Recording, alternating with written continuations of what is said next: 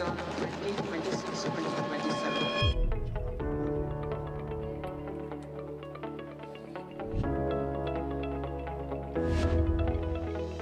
A defining moment for India's economic journey. In 2025, India became the world's fourth largest economy.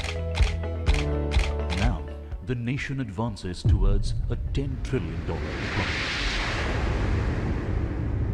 At this inflection point, fiscal policy and capital markets will shape what comes next. The Union Budget 2026 arrived amid global uncertainty and domestic ambition.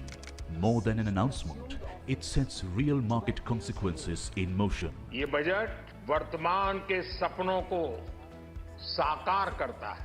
ये budget 2047 के विकसित भारत की हमारी ऊंची उड़ान का मजबूत आधार है। This is where perspective meets power. etnow.in India Investment Summit 2026, bringing together decision makers shaping India's economic future. Under the theme India's Fiscal Playbook, Budget and Market Outlook 2026, with a sharp focus. Sumit, stand by 30 seconds. Shivani, stand by. NBFCs, capital markets, mutual funds, trading, Fintech, crypto, I will give the and cue, investments. then you come This inside. is not just a post-union budget discussion. sab This is India's fiscal playbook in action. etnow.in India Investment Summit 2026. Last 10 Nation seconds. first, Wait. growth next. Start walking inside. Start walking.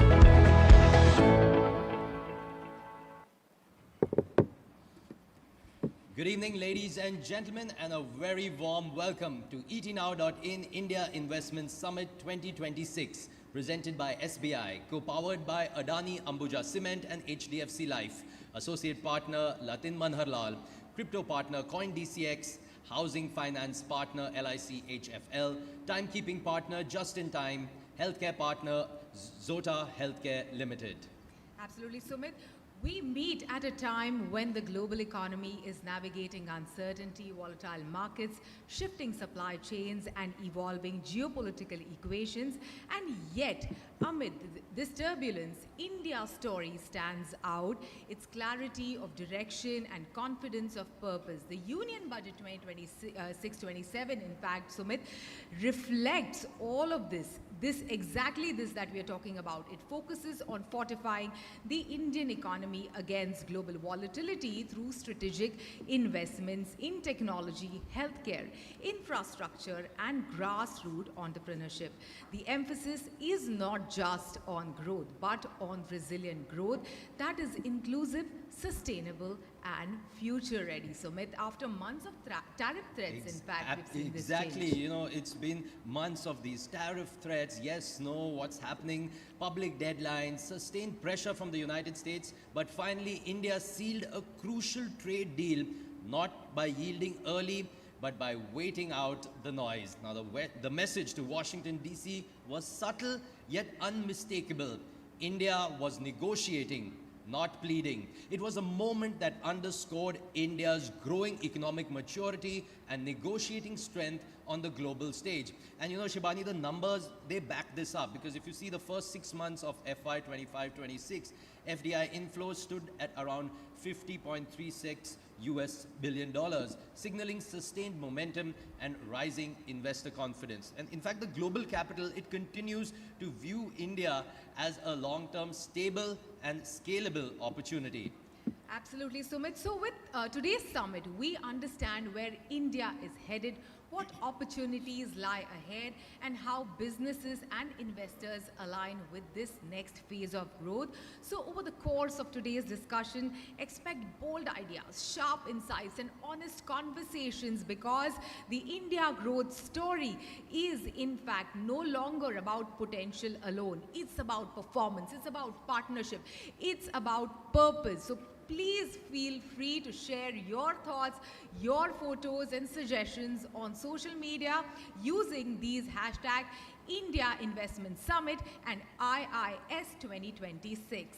Now, before we call on our chief guest, a few lines about him. He is someone who you've seen so often, and he's been a key supporter of industry and growth in India. Before I invite him up on stage, I'd like to invite Mihir Bhatt, Managing Editor and Chief Business Officer, Times Influence, to welcome the Honorable Minister, our chief guest.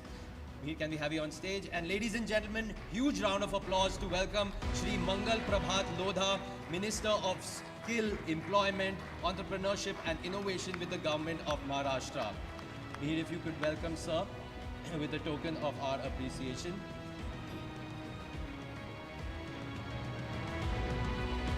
Round of applause, ladies and gentlemen.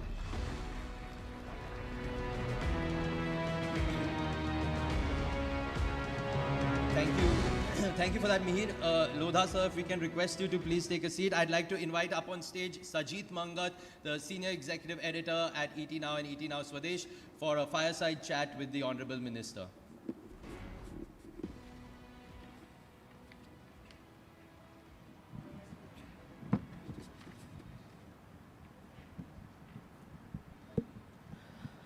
Thank you, Mr. Lodha, for joining us today in etnow.in India Investment Summit. Sir, हम budget की season के बाद में आ रहे हैं और सबसे बड़ा जो थीम रहा है बजट का वो है कैपिटल एक्सपेंडिचर, इन्वेस्टमेंट इंडिया में कैसे करें, और इंडिया की बात करें तो महाराष्ट्र में कैसे इन्वेस्टमेंट को अट्रैक्ट करें। अभी हमने देखा कि कुछ ही हफ्तों पहले दावोस में चीफ मिनिस्टर देवेंद्र फडणवीस ने डेटा सेंटर्स के ऊपर बहुत बड़ा डील किया, जिसमें अदानी और लोधा ग्रुप के साथ उन्होंने किया था। पहला सवाल ये है कि महाराष्ट्र में अब इन्वेस्टमेंट को पुश करने के लिए क्या देख रहे हैं? महाराष्ट्र में इन्वेस्टमेंट को पुश करने के लिए सबसे अच्छा काम तो महाराष्ट्र के लोगों ने किया कि माननीय देवेंद्र फडणवीस जी को महाराष्ट्र का मुख्यमंत्री बना दिया। उनसे अच्छा फ्यूचरिस्टिक और एडमिनिस्ट्रेटिव कैपेसिटी वाला मुख्यमंत्री सारे देश में किसी को नहीं मिला जो कि महाराष्ट्र को मिला है। कारण ऐसा है कि ये समय टेक्नोलॉजी का है एंड इज ए टेक सर्वे, और आप देख रहे हैं कि उन्होंने आने के बाद में महाराष्ट्र में ऑल आउट हर तरीके से, केवल स्पीचेज नहीं है, केवल मीटिंग्स नहीं है, रिजल्ट्स भी हैं।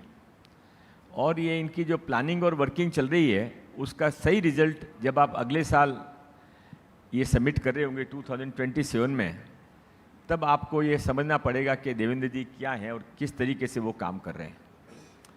महाराष्ट्र के अंदर इंडस्ट्रीज़ के लिए बहुत रेड कारपेट केवल ज़मीनें देकर या सब्सिडी देकर नहीं है, बल्कि जो कि बहुत साल पहले माननीय प्रधानमंत्री नरेंद्र भाई मोदी जी ने जिस तरह से गुजरात को बदला, गुजरात में पहले बहुत ज़्यादा इंडस्ट्रियलाइजेशन या इकोनॉमाइजेशन नहीं था, उन्होंने उसको हर इंडस्ट्रियलिस्ट को अपने दरवाजे खोल दिए, हर बिजनेसमैन की प्रॉब्लम को खुद की प्रॉब्लम समझा, और वही आज माननीय मुख्यमंत्री देवेंद्र फडणवीस साहब कर रहे हैं कि किसी भी इंडस्ट्रियलिस्ट को, किसी भी बिजनेसमैन को महाराष्ट्र के अंदर कोई भी प्रॉब्लम होती है तो he can approach him and he is there to solve it. Not only that, उन्होंने इसके अलावा पार्टी की मीटिंग्स के अंदर, विधानसभा के सेशन के अंदर उन्होंने बहुत स्पेसिफिकली कहा है कि बिजनेसमैन को, इंडस्ट्रियलिस्ट को, इनको वेलकम करना महाराष्ट्र के हित में है, और उसको कोई भी रोकने की यदि कोशिश करेगा तो मेरी सरकार उसको ऑब्स्ट्रक्शन नहीं बनने देगी। We want to be the facilitator, not the obstructor. Sir, हम महाराष्ट्र से जरा मुंबई में आ जाते हैं। हमारी मुंबई में इन्वेस्टमेंट काफ़ी चल रहे हैं। अगर हम देखें तो इंफ्रास्ट्रक्चर इन्वेस्टमेंट्स काफ़ी चल रहे हैं। मुंबई को हम और कैसे बहुत तेज़ी से एक्सपैंड हो रहा है, तो किस तरह से हम वहाँ पर स्मार्ट इंफ्रास्ट्रक्चर की तरफ जा सकते हैं, और विद इन मुंबई में अगर हम देखें तो स्किल सेट भी हैं, तो आप स्किल्स के मिनिस्टर हैं, तो आप कैसे यहाँ पर एक्सपेंशन कर रहे हैं? नहीं, अभी मीटिंग के पहले जब मैं मीर भट्ट जी के साथ बैठा था आपके साथ में, तभी जो उन्होंने कहा मेरे को बात बहुत अपील कर गई, और मैं इसको सीएम साहब को भी कम्युनिकेट करूंगा। जो उन्होंने कहा कि मुंबई को यदि, आपने जो मुंबई का सवाल किया, तो मुंबई को यदि वास्तव में आगे बढ़ाना है, मुंबई के अंदर लोगों को और अच्छी फैसिलिटीज़ देनी है, तो मुंबई के अंदर जो ये मल्टीपल ऑनरशिप हो गई है, महाडा अलग काम करती है, एमसीजीएम अलग काम करती है, एमएमआरडी अलग काम करती है, एसआरए अलग काम करता है, ये सब हटाकर एक सीईओ होना चाहिए। और मुझे लगता है कि भारत में यदि कहीं एक्सपेरिमेंट इसको करके सक्सेस के रूप में आगे बढ़ाना है तो Mumbai is the right place for it. और मुंबई के इधर इंफ्रास्ट्रक्चर आगे बढ़ाना है तो मुंबई के अंदर सबसे बड़ी प्रॉब्लम यदि कोई अभी भी सॉल्व नहीं हुई है तो वो इंटर डिपार्टमेंट कोऑर्डिनेशन की है, और वो माननीय देवेंद्र जी बहुत अच्छे तरीके से कर रहे हैं। लकीली उनको माननीय नरेंद्र भाई मोदी जी का बहुत अच्छा सहकार और गाइडेंस दोनों ही मिलता रहता है, और इसके लिए ये मुंबई आने वाले समय के अंदर इंफ्रास्ट्रक्चर के अंदर नंबर 1 सिटी बन जाएगा। आज भी लोग जब आते हैं मुंबई के अंदर तो जो नई हमारी मेट्रो बनी है, अश्विनी भिड़े जी को क्रेडिट देना चाहिए उसका, नए हमारे जो कोस्टल रोड बनी है और जो बन रही है वो लोग देखते हुए रह जाते हैं, फिर बाद में उनको ख्याल आता है कि हम तो उसी पुरानी मुंबई के अंदर आ गए, पर पुरानी मुंबई नहीं बन गई है। इंफ्रास्ट्रक्चर बहुत आगे बढ़ेगा। और जहाँ तक स्किल का आपने सवाल किया तो स्किल के बिना तो कुछ भी नहीं हो सकता, not because it's my department, but I am telling you very honestly, अभी वो समय चला गया कि आप किसी को कुछ भी काम दे दो। अभी तो बहुत ही डिटेल में स्पेसिफिकली उस काम का मास्टरी उस काम को पा सकता है, और बहुत अच्छे रिजल्ट लाने हैं तो उसमें अप स्किलिंग के बिना कोई तरीका नहीं है। और महाराष्ट्र के अंदर वर्कफोर्स बहुत है, महाराष्ट्र में युवा बहुत मेहनती है, काम पढ़ा लिखा है, पर उसको काम के लिए जॉब मिले या सेल्फ एम्प्लॉयमेंट मिले, इसके लिए स्किलिंग का बहुत बड़ा रोल है। तो उसके लिए इस बार हमने 5 नई स्कीम्स लाई है, होपफुली अगले 1 साल के अंदर उसका रिजल्ट दिखने लग जाएगा। सर हाँ, जिस तरह से टेक्नोलॉजी चेंज कर रहा है, नई टेक्नोलॉजी आ रही हैं, हम एआई की बात कर रहे हैं, मशीन लर्निंग की बात कर रहे हैं, और स्किल सेट की बात करें तो हमको जो फ्यूचर वर्कफोर्स प्रिपेयर करना है वो उस लाइन पे करना है ताकि अगले 5, 10, 15 सालों में महाराष्ट्र में और भारत का भी एडवांसमेंट हो। उसके लिए महाराष्ट्र का एक बहुत बड़ा रोल है, क्योंकि महाराष्ट्र से सबसे ज़्यादा बिजनेसेस आते हैं और एक्सपेंशन भी महाराष्ट्र में ही होते हैं। तो स्किल सेट के लिए आप क्या कर रहे हैं, स्पेशली एडवांस कोर्सेज के लिए क्या कर रहे हैं?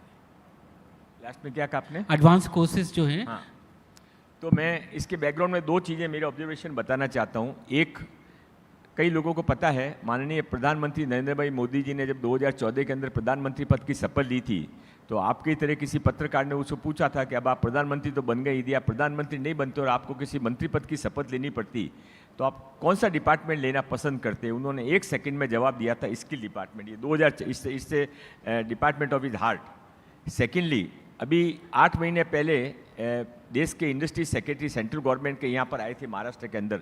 देवेंद्र जी ने हम सब लोगों को, सब डिपार्टमेंट के लोगों को और काफ़ी लोगों को बुला के उनसे इसके बारे में अलग अलग चर्चा, 3 दिन का अलग अलग लोग आए थे। तो उस समय उन्होंने एक अच्छी बात कही कि अब जो हमारे पास फॉरेन के इन्वेस्टर्स आते हैं या इंडिया के बड़े इन्वेस्टर्स हमसे कंसल्ट करने को आते हैं, वो हमसे ये नहीं पूछते हैं कि यहाँ पर ज़मीन कहाँ सस्ती मिलेगी या सब्सिडी कहाँ ज़्यादा मिल रही है। वो समय अब गया। अब उनके 2 ही सवाल होते हैं, उस किस जगह पर लॉ एंड ऑर्डर सिचुएशन पूरी कंट्रोल में है और कहाँ पे स्किल वर्कफोर्स मिलेगा। तो ये 2 चीज़ें स्किल के बारे में इसका इंपॉर्टेंस ठहराती हैं। यही समझते हुए माननीय देवेंद्र फडणवीस साहब ने इस बार महाराष्ट्र के अंदर सारे जो हमारे 412 ITI हैं उनको पूरे को रिनोवेट करने को लिया है, अपग्रेड करने को लिया है, न्यू एज कोर्सेज शुरू किए हैं, पुरानी मशीनरी हटा के नई मशीनरी ला रहे हैं। और केवल मशीनरी और भवन बनाने से कुछ नहीं होता, इस फैक्ट को समझते हुए अच्छे टीचर, अच्छे एक्सपर्ट लाना। और यही नहीं, हम सब इंडस्ट्रियल हाउसेस को और इंडस्ट्रियल ऑर्गेनाइजेशन को रिक्वेस्ट कर रहे हैं कि आप ITI एडॉप्ट कर लीजिए, क्योंकि हम सब कुछ करने के बाद भी उनके जैसा दिमाग हमारे पास में नहीं है। ये मानते हुए हम उनको ITI एडॉप्ट करने के लिए, उसमें भी ये कह रहे हैं कि 70% खर्चा महाराष्ट्र सरकार देगी, आप खाली चल के लेटेस्ट कोर्सेज उनको सिखाइए। हम पूरी कोशिश कर रहे हैं कि नया बढ़ता हुआ भारत, विकसित भारत, आगे बढ़ता हुआ भारत, टेक्निकल युक्त भारत, इसमें महाराष्ट्र के बच्चे कहीं पीछे नहीं रहने चाहिए। सर अगर हम देखें तो हमारे यहाँ पर स्टेट्स के बीच में बहुत कंपटीशन बढ़ गया है। एक ज़माने में आंध्रा और तेलंगाना में स्किल सेट नहीं थे, पर वहाँ के CMs ने और पॉलिटिकल लीडरशिप ने काफ़ी काम किया उधर, जिसकी वजह से आज हम देख सकते हैं कि IT हब बन रहे हैं वहाँ पर। आपको लगता है कि हम अगले 15 साल में एट पार हो जाएंगे जिस तरह से हम इन्वेस्टमेंट कर रहे हैं स्किल्स में, कॉलेजेस में, एजुकेशनल इंस्टीट्यूशंस में? नहीं, मैं आपकी इस बात को तो मानता हूं, और चंद्रबाबू नायडू को हमको अप्रिशिएट करना चाहिए कि उन्होंने आंध्र प्रदेश, जो कि एक बिछड़ा हुआ स्टेट था उस समय, उसको भारत ने दुनिया के नक्शे पे लाकर खड़ा कर दिया। और लीडरशिप का मतलब यही होता है कि आप पूरे बहुत बड़े पहाड़ के अंदर से आप सुई ढूंढ लो, आपके काम की चीज़ ढूंढ लो। तो अभी वही सरकार और वही स्टेट आगे बढ़ पाएगा जो कि फ्यूचर को समझ पाएगा। 15 साल पहले माननीय नरेंद्र भाई मोदी जी ने हमारे को एक मीटिंग में समझाया था कि अब आने वाले समय में सब कुछ सोशल मीडिया पे चलेगा, इसलिए सोशल मीडिया सीखना शुरू करो। उस समय सोशल मीडिया ज़्यादा पॉपुलर नहीं था। आज माननीय देवेंद्र फडणवीस साहब हमको यही कह रहे हैं कि 10 साल के बाद में भारत सब कुछ महाराष्ट्र भारत टेक पे चलेगा, लेटेस्ट टेक्नोलॉजी पे चलेगा। यदि आप टेक्नोलॉजी पे नहीं चल के पुरानी सिस्टम पे चलते रह गए तो आप वहीं रह जाओगे जैसा कि अफगानिस्तान दुनिया से पीछे रह गया और अमेरिका और चाइना बहुत आगे बढ़ गए।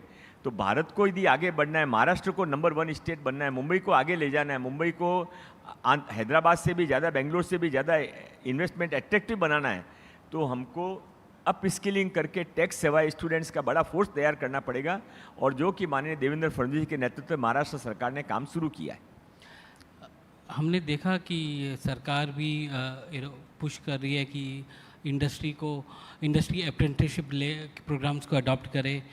महाराष्ट्र में सरकार क्या कर रही है जिससे हम यूथ को एम्प्लॉयबल कर सकें, उनको ट्रेन कर सकें, ऑन द जॉब ट्रेनिंग जिसको कहते हैं उनको वो कर सकें? आपका सवाल सही है। ये इंडस्ट्रीज़ का ही ताकत है कि वो बच्चों को बिल्कुल प्रैक्टिकल ज्ञान दे सकते हैं। उनके पास में फैक्ट्रीज भी हैं, उनके पास में सिखाने वाले लोग भी हैं।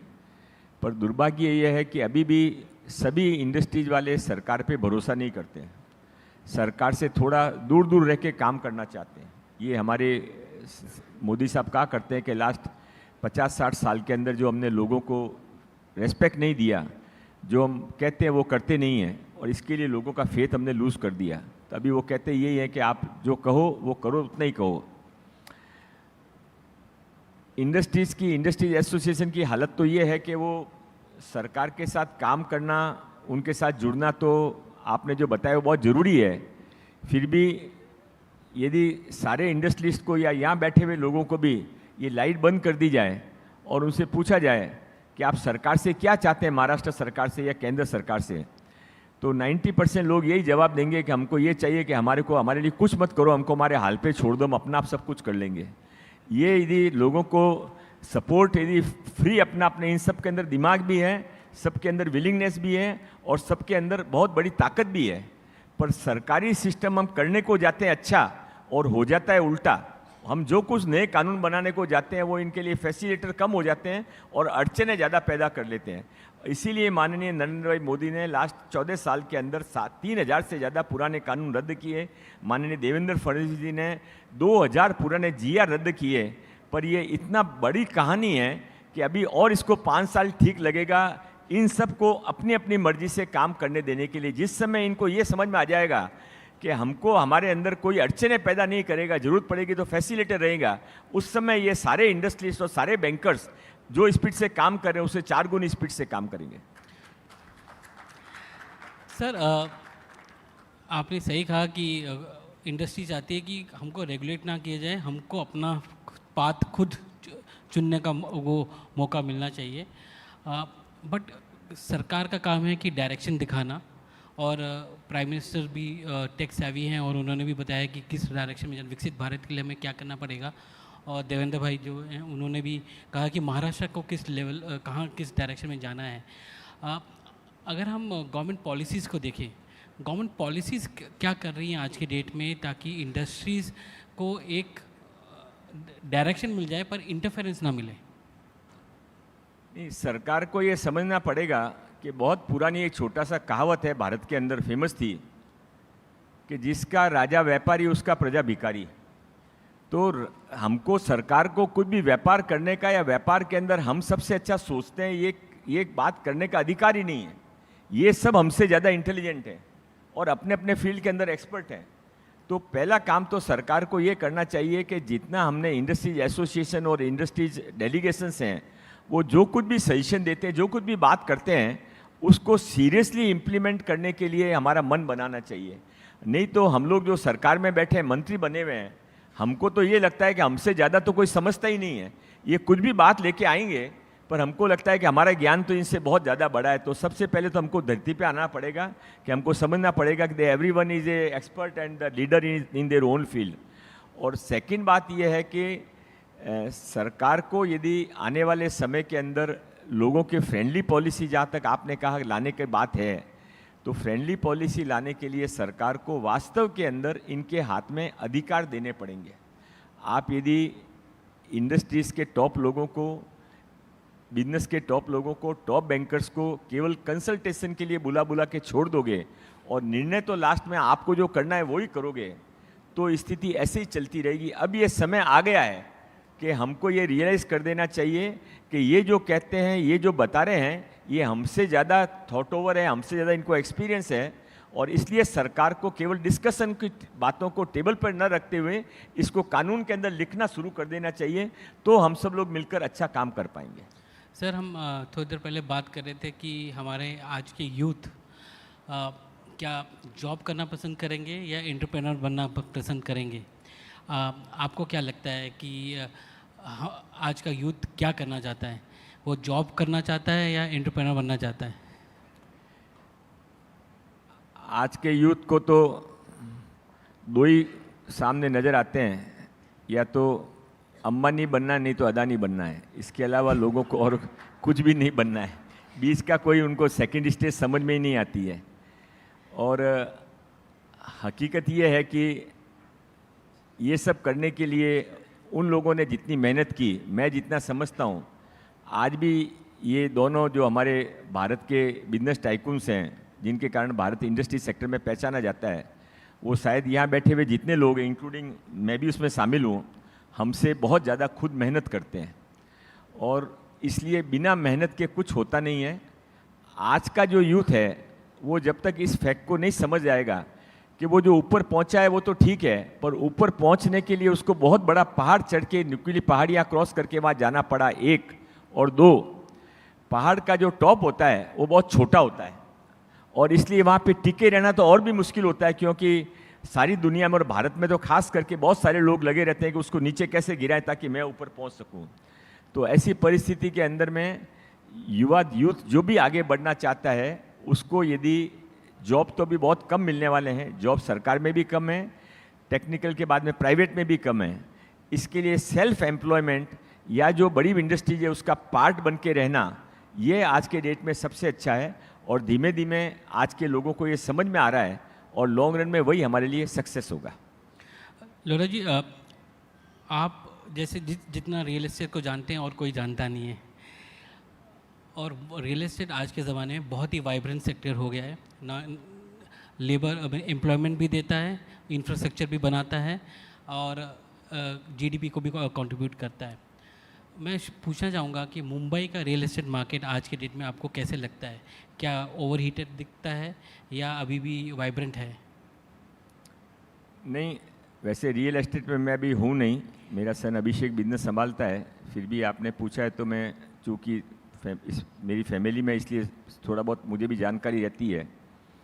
तो 89 में आने का मौका मिला है, तो बहुत ऑनेस्टी से बात करेंगे तो ही अगली बार बुलाएंगे। गोल गोल बात करेंगे तो वहाँ सामने बैठना पड़ेगा। तो मैं आपको मेरी ऑब्जर्वेशन बता देता हूँ, जो कि अभिषेक की ऑब्जर्वेशन से थोड़ी अलग है। बिल्कुल। मेरी ऑब्जर्वेशन ये है कि हम ओवर सप्लाई की तरफ जा रहे हैं, और दूसरा ये भी है कि भारत के अंदर एक अजीब सी मेंटेलिटी है कि कोई भी नया बिजनेस जब ठीक ठाक करने लग जाता है तो सब कोई आदमी उसके अंदर चले जाते हैं। कभी शेयर मार्केट हुआ तो हर एक आदमी ने अपने यहाँ पे शेयर का बिजनेस शुरू कर दिया। अभी बीच में यदि मान लीजिए डायमंड का शुरू हुआ तो हर आदमी ने डायमंड का बिजनेस शुरू कर दिया। रियल एस्टेट के अंदर भी आज यही हालत है कि हर बड़ा इंडस्ट्रियलिस्ट हाउस, हर बड़ा व्यक्ति रियल एस्टेट में आना चाहता है। और मैं जो पिछले 40 साल से रियल एस्टेट बिजनेस में देख रहा हूँ, यह शुरुआत होती है कि वापस सफाई की शुरुआत हो जाती है। और इसके लिए आने वाले समय के अंदर यदि बहुत ज़्यादा सरकार की तरफ से कुछ रेगुलेट नहीं किया गया तो ये रियल एस्टेट मार्केट के अंदर आने वाले समय में बहुत ज़्यादा मेहनत करनी पड़ेगी बिल्डर्स को। और लोगों के लिए जो अच्छा काम कर रहा है, टॉप ग्रेड के लोगों को कुछ फ़र्क नहीं पड़ेगा, क्योंकि वो मटेरियल बहुत कम अवेलेबल है। पर वो जो बाकी जो इकट्ठी हो रही है, सब बहुत सारे फ्लाई बाय नाइट वाले रियल एस्टेट डेवलपर्स तैयार हो रहे हैं, वो जैसे पिछली बार परेशानी हुई थी वैसे परेशानी होने का चांस है। सर आपको लगता है कि हम बबल की तरफ जा रहे हैं, एक रियल एस्टेट बबल की तरफ जा रहे हैं जहाँ पर प्राइसेस क्रैश हो सकते हैं आगे जाके? नहीं, प्राइसेस तो क्रैश इसलिए नहीं हो पाएंगी क्योंकि ये बेसिक की प्राइसेज इतनी हो गई है लैंड की और कंस्ट्रक्शन की, पर सप्लाई के बारे में जरूर यदि supply if not match with the infrastructure then it is a problem. Sir वहाँ पर इंफ्रा की बात की तो वहाँ पर तो सरकार का आ जाती है, इंफ्रा तो सरकार को ही लाना पड़ता है। इंफ्रा सरकार को लाना पड़ता है, बिल्कुल सच है। और आप देख रहे हैं कि अभी जो कुछ काम पिछले 5-7 साल में हुआ है, आप कभी कोई कल्पना कर सकता था क्या कि नागपुर से यहाँ पर समृद्धि मार्ग के अंदर आप 6 घंटे में पहुँच जाओगे? कोई कल्पना कर सकता है कि न्यू बॉम्बे के एयरपोर्ट नई जगह बन रहा है, सोचते थे लोग कैसे जाएंगे, अभी थोड़े दिनों के बाद में आप 40 मिनट में जाने लग जाओगे। 14 मिनट के अंदर आप बांद्रा से नरीमन पॉइंट के ऊपर पहुँच जाते हो। तो 22 मिनट के अंदर आप वो ग्रांट रोड स्टेशन से या चर्च गेट से आप एयरपोर्ट पे पहुंच जाते हो रश आवर्स के अंदर, क्योंकि ग्राउंड के 4 फ्लोर नीचे कोई रश चलता नहीं है। तो ये जो इंफ्रास्ट्रक्चर बहुत ही अच्छा हो रहा है। मुझे लगता है कि जहाँ हमारी सबकी कमियां हैं वो मैंने आपके सामने की है, पर मैं आप सब लोगों से रिक्वेस्ट करूंगा ईटी नाउ के माध्यम से कि जो हमारी सरकार ने अच्छा काम किया है, कभी ठीक लगे तो एक ईमेल देवेंद्र जी के नाम पे लिख देना कि वी अप्रिशिएट के बाकी कुछ हुआ कि नहीं हुआ, ये आपने अच्छा काम किया। हर एक को अच्छेपन के लिए सपोर्ट की ज़रूरत होती है, उससे ताकत बढ़ती है। और आपको आते जाते कहीं लगा होगा कि इंफ्रास्ट्रक्चर पहले से अच्छा हुआ है तो इतना ज़रूर करिएगा। लोधा जी, ईटी नाउ में आए आप और हमसे बात किया और फ्रैंकली बात की आपने। धन्यवाद आज हमसे जुड़ने के लिए। Thank you.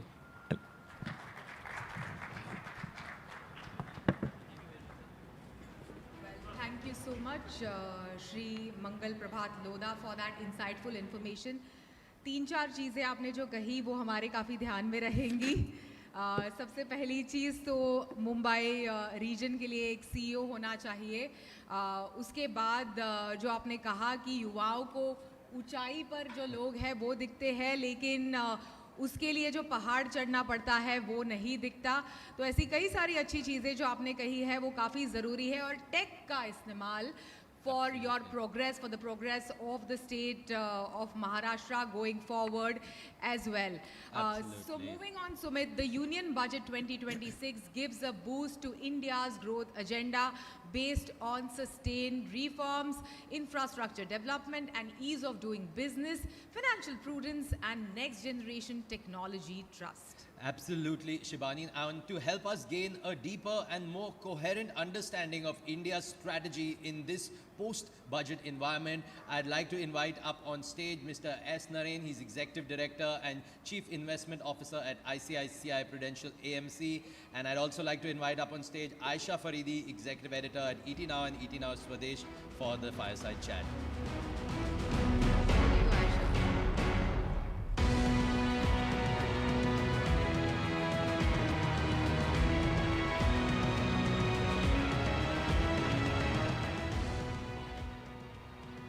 Touched upon Mumbai's infrastructure, what the future of Mumbai is going to look like, and how is it that you can make money in real estate.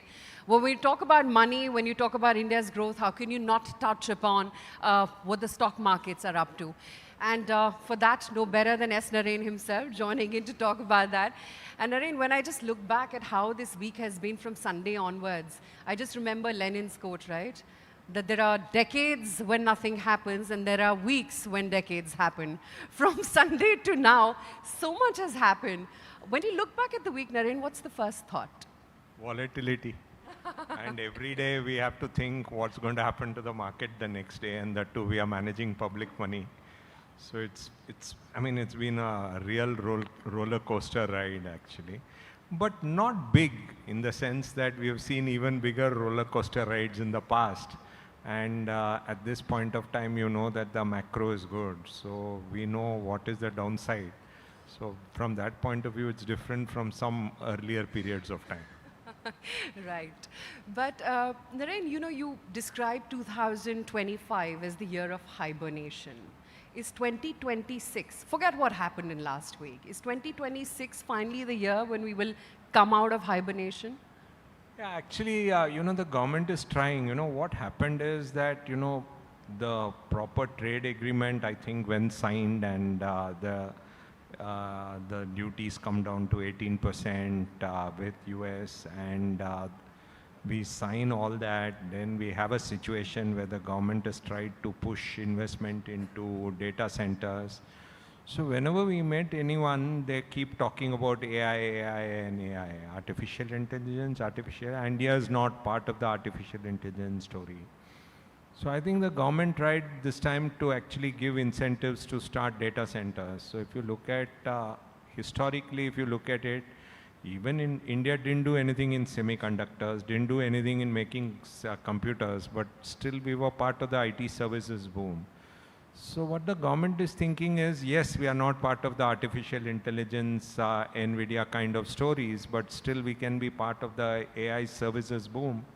So that is what the government is trying at this point of time, and that is the hope. So we are waiting for this hibernation to end, and the markets to actually, for the FIs to put money, because there's nothing wrong from the domestic side. As domestic mutual funds, we have been getting good inflows from all the investors, and we've been investing all the way in the last 3 years. So that's not been a challenge. It's only the FIs who have not found India not worth it, because we are not an AI story, despite the fantastic macro. But Naren, given the SaaSpocalypse, and trust me, it took me long to practice that word, which is currently playing out in the markets, do you think India can pivot? Should all that capex which is going into AI globally and especially in the western part of the world, should that fail? Should the market get restless? Should the NASDAQ take a steeper fall as we are in this DeepSeek 2.0 kind of movement? And can India pivot then at that point, given that we are the anti-AI trade? That is what we are all thinking at this point of time, that if you take the long term, the AI story can't keep becoming the only story in the world, and there will be bigger benefit for the AI users like the Indians. And we are hoping for that pivot, but that pivot has not yet happened. Are we saying when it will happen? Maybe it requires a bigger AI correction in the world. It is threatening to come, but it's not happening. And if you look at it, the kind of investment being made by many companies, just because they want to be part of the AI race, whether they are going to get that return on investment on all those investments is not known to people, but they are doing it. So that's why it will happen, but that's why patience is going to be tested.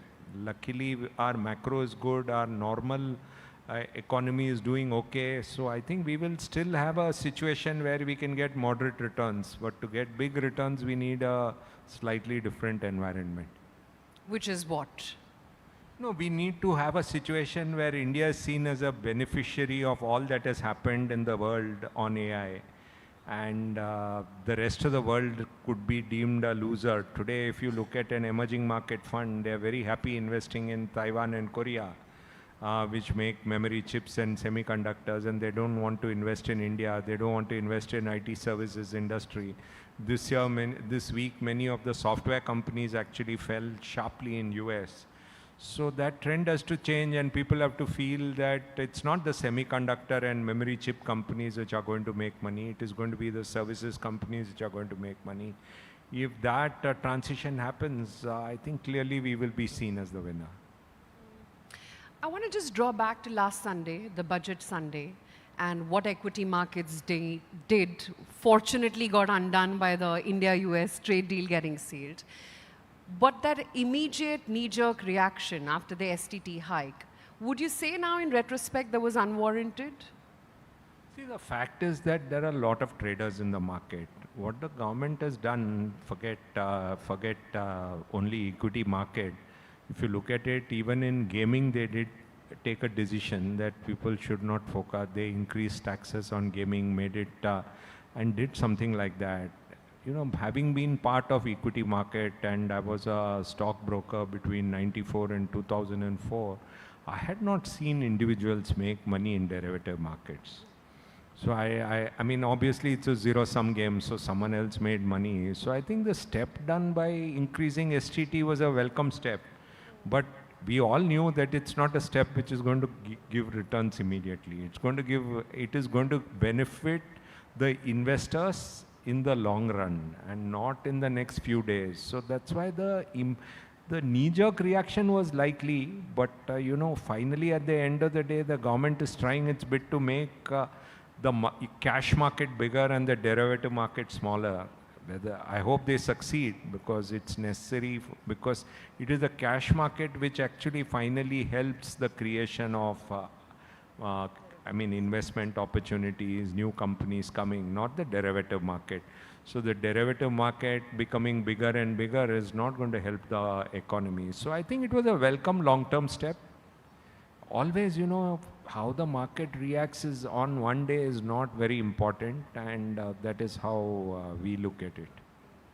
But Naren, do you feel that it's a bit of a double-edged sword? While there are interlinkages between the cash and the F&O market, but in that sense, what this move is going to do, and this is the second STT hike that we've seen, it's going to definitely impact the volumes in the market. Yeah, but such a high the volumes in the cash market should also go up. Now with the STT being much lower in cash, I'm hoping some of the derivative market moves to the cash market, which is a more healthier market. So I think, volumes in a market alone don't determine what is happening to the market. I think what is important is we should have a capital market which is able to raise money for the right people. Capital allocation has to be reasonable. If you create a capital market where it's too easy for anyone to raise money and that money gets wasted, that's not a good capital market. So somewhere a non-exuberant, super exuberant capital market is actually good for the long term. So I think somewhere all these steps done actually moderate certain things and actually help the long term the market rather than the short term. Beyond the tax noise, Naren, would you say that the budget did enough to not boost the morale of the investor on the street? See, actually, if you go back, I've seen now almost 37 budgets. But it is impossible for, the union budget with GST happening outside the budget and the level of taxes today in the economy, that every year you expect the budget to be some very big event and a lot of things got to change dramatically. All these things are impossible at this point of time. If you take the last year, whatever tax cuts was possible happened. If you look at GST cuts, it happened in September, October.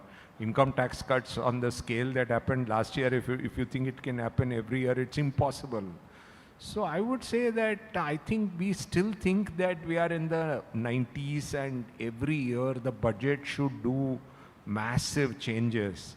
I mean, today the budget is an exercise in explaining what the government is up to, but it is impossible for any government to come and create what we call big changes in taxation, big changes in this, because it is impossible.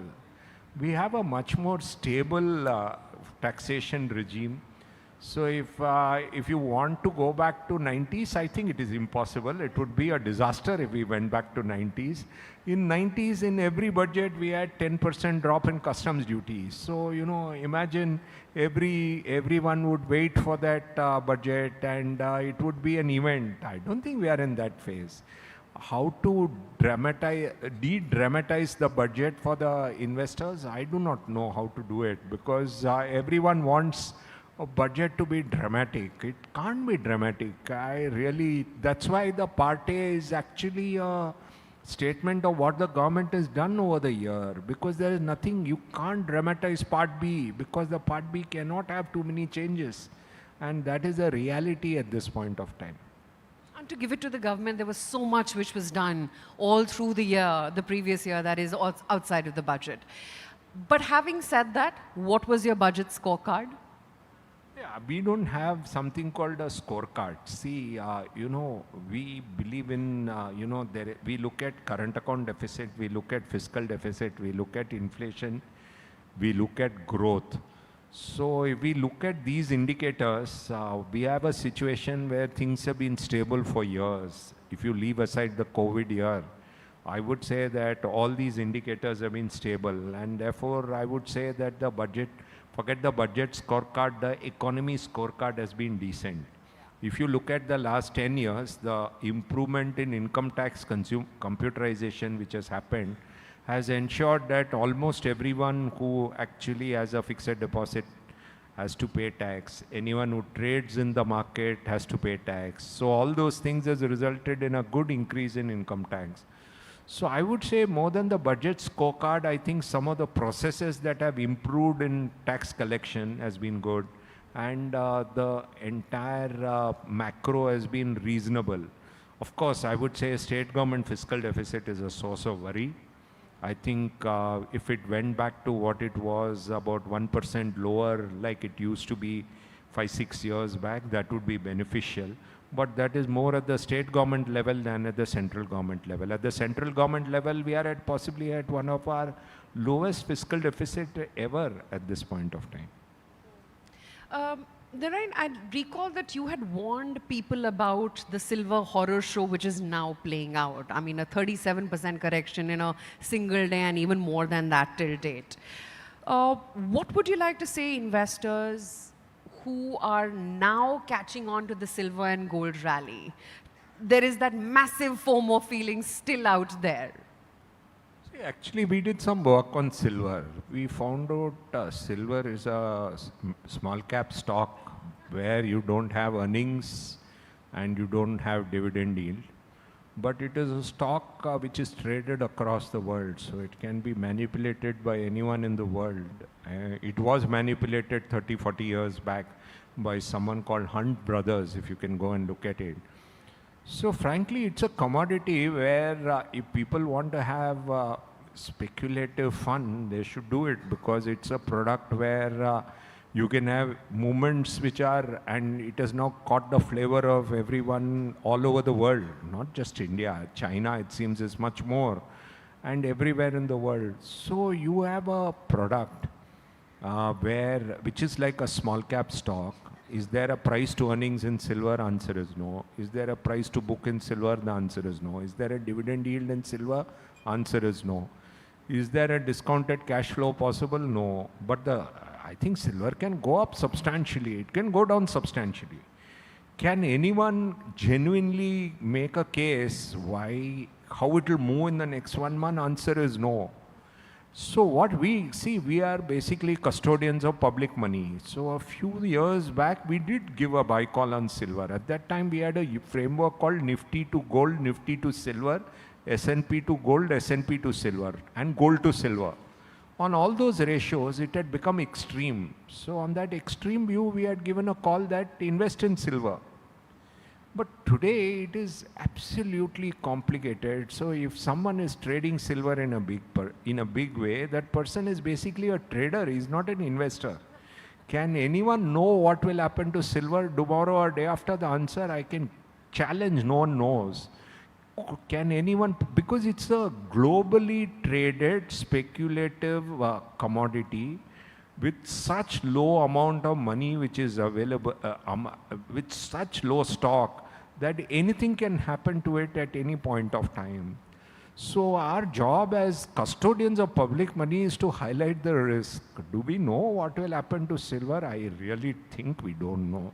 So we try to tell people, if at all you are very keen on silver to be part of your portfolio, or precious metals to be part of your portfolio, invest in multi-asset category. At least you are not investing 100% in it. And at least gold is a mega cap. So when we compare gold and silver, gold is a mega cap, silver is a small cap. So at least from that point of view, gold is always safer because it's a mega cap. Does gold also can be valued? Answer is no. But at least gold, there is so much of global central bank ownership of gold that maybe if it goes up 20%, some central bank will book profits. And if it goes down 20%, I think it will be some central bank will buy. So at least it's a mega cap. That is how we think about it. But it seems to everyone, I think everyone in the world, wants to have a thrill of trading. And trading in something where there is no proper valuation model is even more thrilling. For some time they did crypto. Luckily in India, the regulator stopped it. So they did crypto, they all lost money. Now they left crypto and they have moved to silver. That's what it looks. Look at crypto at this point of time. No one talks about crypto.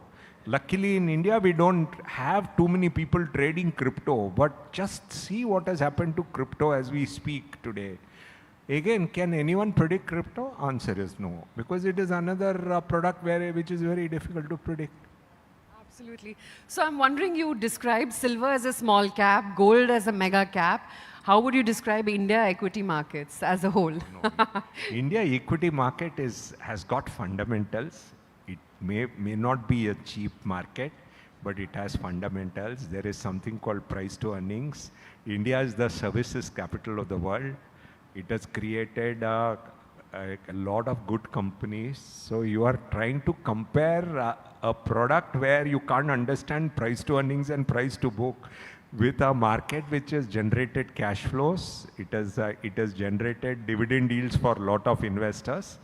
Yes, it is not as cheap as it used to be in 2020 or 2013 and all that, but that is different. But at least there's a you can't compare an equity market with gold and silver or crypto.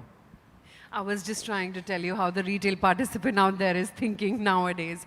But tell me, Naren, 2025 has been tough at an individual portfolio level, right? Small and mid caps have gotten thrashed out. At the same time, there has been that massive $22 billion of outflows that we've seen. Last week, we've seen just barely 2 days of inflows coming in. What will it take for the investors to come back? And B, what's the outlook for India equities going forward when it comes to small and mid caps in particular? See, investors have been continuously there in mutual funds from 2013 till today. I mean, I keep telling my colleagues that, we have been in one of the good industries that has seen a good growth from 2013 till today. So in direct equity investing, the challenge is that people think money can be made too easily in anything. So everything requires a process. Everything requires a kind of framework with which you invest. So if you followed that, obviously in 2024, you knew that the market was overvalued. Now, the second challenge at this point of time is that people think that small cap cycles will happen overnight. I mean, obviously, small caps can also go up, but we have seen small cap cycles being, last quite some time. In fact, there was a 90 cycle which ended in 95-96, which restarted only in 2002-03. For 6-7 years, someone actually didn't make any money in small and mid cap. So I would say that for people to believe another small cap super cycle will start as soon as it ended in October 2024 is wrong. At the same time, is the euphoria gone out of small caps? Answer is yes. There seems to be a reasonable amount of disinterest.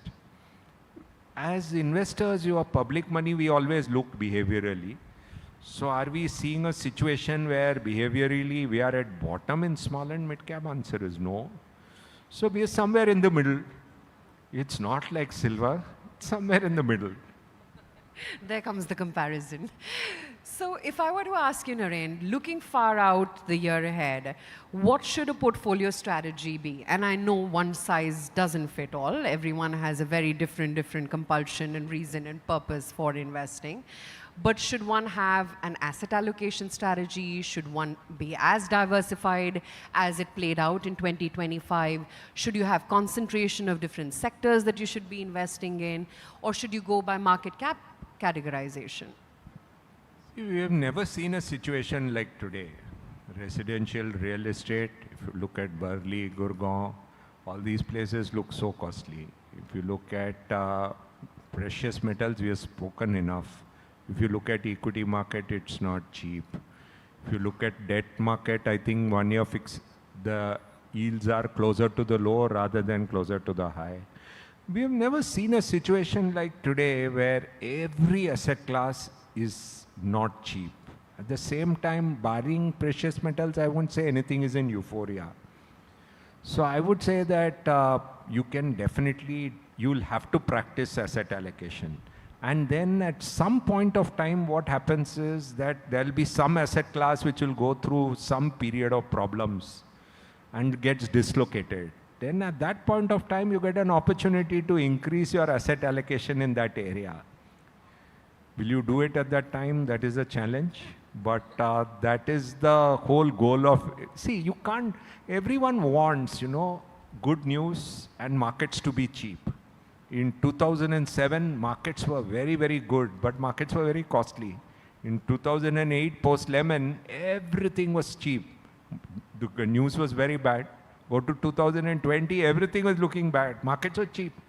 So people want a combination of good news and cheap markets. You're not going to get it. You'll get good news and costly markets, bad news and cheap markets. So you have to make use of it. But when will these cycles happen? It's tough, but this is a rare situation where everything, Howard Marks, my guru, says, you know, investing, the entire thing is like a moment, it's like a pendulum. It moves from extreme fear to extreme greed. For a change, I'm seeing, barring a few things like silver, I would say everything is somewhere in the middle. So you will have to be in the middle then. If something goes to extreme fear, it's a very good opportunity. But unfortunately, you're not in extreme fear anywhere. Barring silver, I would say nothing is in extreme greed also. So you avoid, you can't take extreme, you don't need to be very bearish also. So you're somewhere in the middle. Rarely you have this situation, but today we have this situation. But so that's why people ask, you know, we have divided cycles. We call it bust, then best, then we call it boring, then boom, then bubble. So today we are in what we call a boring cycle. Yes. So, but in boring cycle, what happens is you can invest, but don't expect to make big money. But you should invest. It's a boring cycle. It's not a boom or bubble cycle that you have to fear at this point of time. But this is not the time to increase allocation to equities, is it? Compared to 1 year back, we've been telling people it should be higher. But at the same time, this is not a time when, you know, you convert everything to equity. Debt has its own attraction even today. I don't think this is a time to convert everything to equity at this point of time. But at the same time, are we in a situation where we should have more money in equity than 1 year back? Answer is yes. Naren, since you are a student of behavioral patterns, I want you to do the SWOT analysis of India equity markets right now. The strength, the weakness, the opportunity, and the threat. The strength is, see, we have created one of the very good capital markets in the world, both in terms of the fact that most corporates today, you know, having grown up in 80s and started working in 90s, see, at that point of time, corporates did not even think that they should work for the investor. So today I can see so many corporates working for the investor. And, you know, India is, you know, when we used to meet, surprisingly, in the last 1 year, no one has told me. But before that, people used to tell us, we invest in India because when we meet your corporates, we feel like investing. Because they talk in English, they understand investing, and they tell us what we want to hear.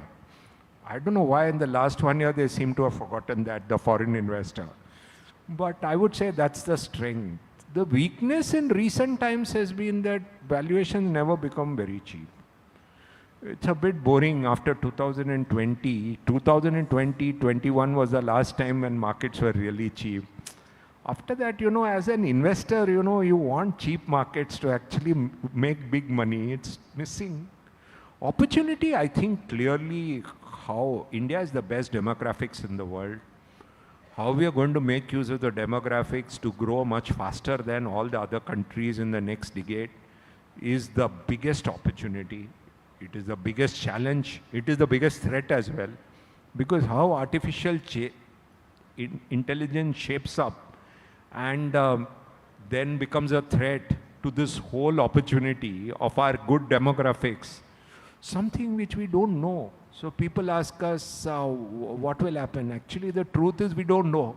I mean, did I know 20 years back that we won't be able to understand, we won't be able to live without our mobile phones? We can live without our purse, but not live without our mobile phones. Did I know that? The answer is no. Like that, it worries us that in artificial intelligence, what's going to happen in the next 10 years, 20 years to all of us? We don't know. So that is the challenge. This is how we look at it. So if I were to ask you one sectoral fund where you think all of us should be investing in? No, we've been actually focused on things like, we believe in economic cycles. So we have something called as business cycle, which keeps rotating. So because the world is changing so much, every day we have to think about what is US president thinking of the world, what is it that he's thinking, what does he want to do. So it has become such a volatile thought process of geopolitics. If you look at it, there are problems in Gaza, there are problems in Ukraine, there are problems in Venezuela, there are problems in Iran. So, it's such a volatile world. So, anything where you believe in cycles and focus on economic cycles like business cycle works much, much better. Actually, over the last 6 months, people have asked, give me a sector. But each sector has its problem. FMCG has low growth, IT has low growth, pharma has different challenges. Some of the other sectors seem costly. So, we have not been able to, banking looks fine, but the growth, it's a competitive industry, and it is possibly an industry where everyone already has good amount of money. So, although the outlook looks good, so every sector has challenge, and there are some problems. So that's why it's difficult. So I would say, we play for moderate return. People ask me, what is moderate return? I say, I will not tell you. Because if I give you a number, you will give us the money. Saying this number I'm happy with.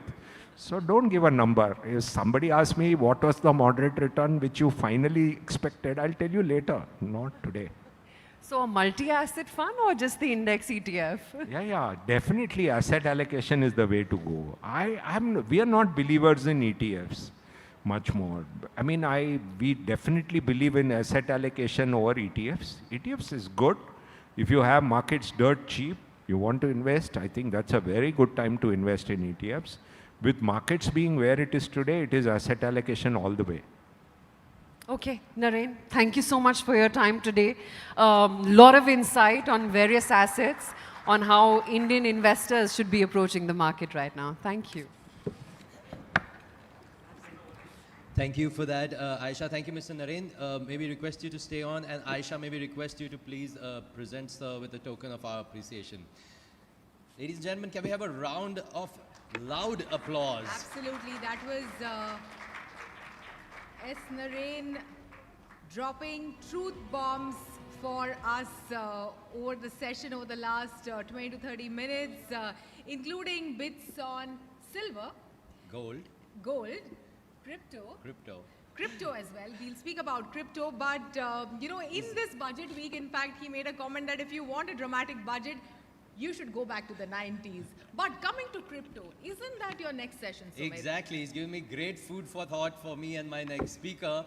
Now, whether you're a millennial looking to diversify beyond traditional asset classes, whether you're a Gen Z investor building a modern future-ready portfolio, or whether you're a Gen X investor keen to keep pace with India's rapidly evolving investment landscape, the opportunity set today has never been more exciting, Absolutely. Shivani. It's very, very exciting, from the new age financial instruments to emerging asset classes. Investors now have a wide range of options to diversify their portfolios and unlock new avenues of growth. To help us decode some of the top hot investment themes shaping the market right now, I would like to invite Pranav Pagaria, SVP Finance and Strategy from CoinDCX, to share his perspective.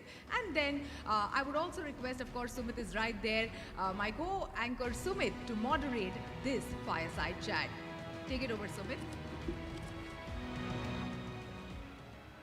Thanks for that, Shibani. Pranav, I had prepared a set of questions, and we discussed also we'll be having this discussion, but we have to now start with what Mr. Naren said. And he's got a certain view on cryptos.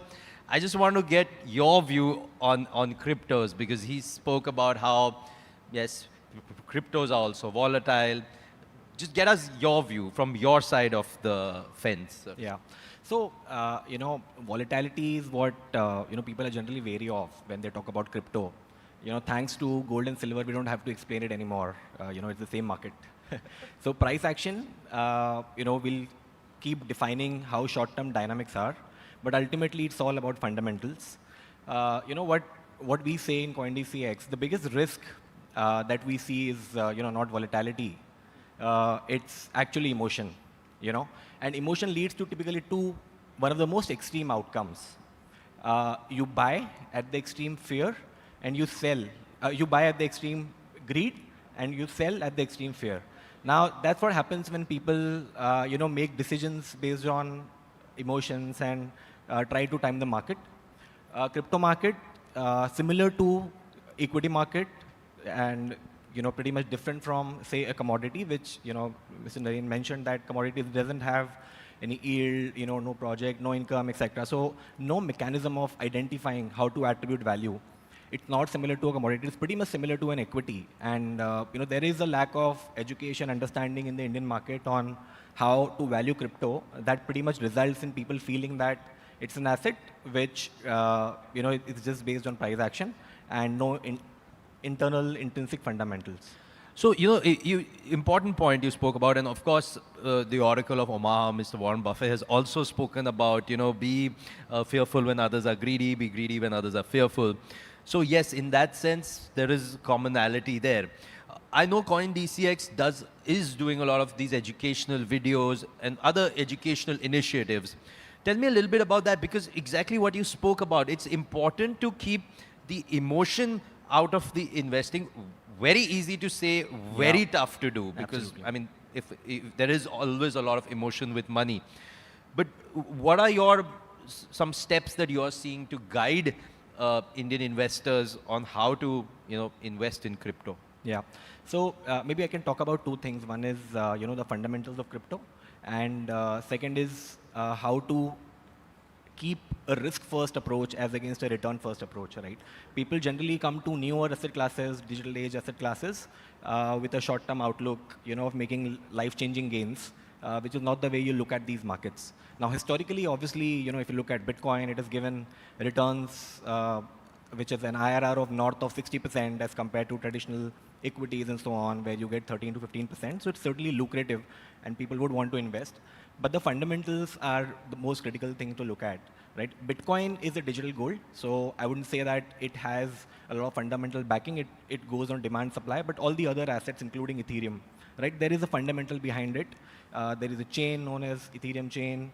There are projects who are developing projects, developing startups on those the chain, and then there is a revenue stream that goes on. And there is a mechanism of doing valuation, of how do you value a particular asset. So those fundamentals are really what determine the long-term outlook of any particular asset. And therefore, most of the crypto assets typically go work on that fundamental. Short-term price action, as I was coming in, there were multiple people who asked me about the recent fall in crypto, right? So I would like to say that these are all very short-term. The macroeconomics, as crypto is also a global play, right, and not an Indian play. There are multiple institutions, multiple players that could determine or influence the short-term price action, but that doesn't determine or deter the long-term fundamental. That pretty much remains intact. So it has to be seen from a long-term perspective. The kind of videos we do, and there are a lot of workshops that we keep doing in every city. We try to talk about the fundamentals of crypto and also try to talk about how to take a risk-first approach as against a return-first approach when you invest. So, Pranav, we're talking about new investment ideas here on this session. You mentioned about Bitcoin, of course, the most famous cryptocurrency, and then there's Ethereum, Tether, all of these. Is there any new cryptocurrency that investors should be having on their radar that could promise, that would be promised for them, that would bring them maybe good returns in the long term? Sure. So most of the people know about Bitcoin and Ethereum, and rightly so, because they form about 70% of the global crypto market cap. They've earned this because of the resilience, scalability, and the long-term adoption, that has been in both these assets. But crypto industry in general is, is very vast. There are a lot of projects that, that keep coming up and multiple sectors. So instead of talking about any particular crypto token, I'd rather talk about certain themes, which are new-age themes, which basically are, very promising and, could be very, very lucrative if looked at from a fundamental long-term investment perspective. Some of them being real-world assets. In India, of late, there's been a lot of discussion about real-world asset tokenization. A lot of governments have started tokenizing their records, etc. So real-world asset tokenization is one such theme. Then we talk about AI. Now there is a good amount of collaboration and calibration between the AI world and the crypto AI world. There are a lot of crypto AI projects who work on decentralized infrastructure. Infrastructure again is a key theme today, where people talk about data warehouse, people talk about cloud computing. Right? These are some of the themes which are very, very intrinsic and developing, and multiple global projects are being developed in these areas. So these are some of the areas where there are multiple emerging projects which should be looked at fundamentally, and those can be good from a long-term investment perspective. Okay, so those are important topics that people can keep in mind. There's been an interesting survey that SEBI conducted recently, and the chairman also spoke about it a couple of days ago, and it's about awareness among Indian households about the different investment options that are available.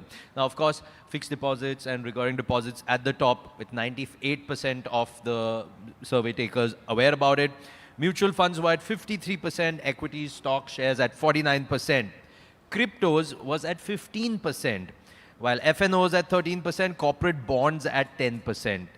What are your thoughts that population of at least 15% of that population is aware of cryptos? Yeah.